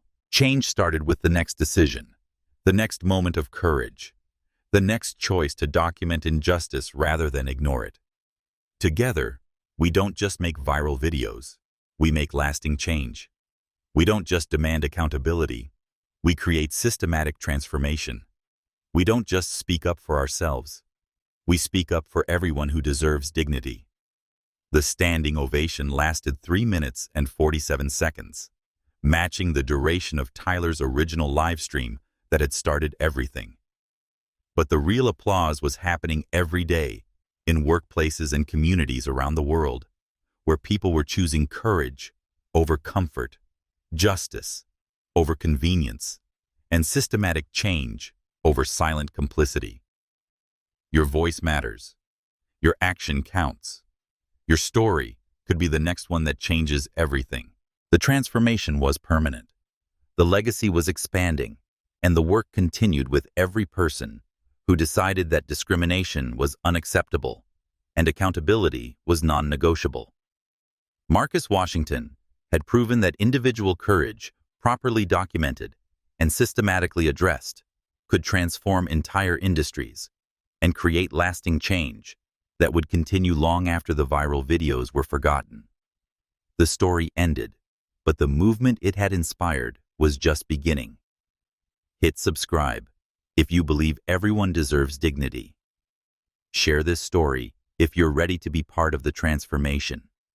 Comment if you're committed to speaking up. Because when enough people decide discrimination is unacceptable, it becomes impossible to sustain. Your voice matters. Your action counts. Your story could be next. Until next time, keep speaking truth, keep demanding justice, and keep believing in the power of human dignity. The legacy was complete, but the transformation it had created would continue indefinitely, carried forward by ordinary people who understood that extraordinary change begins with individual courage and collective accountability.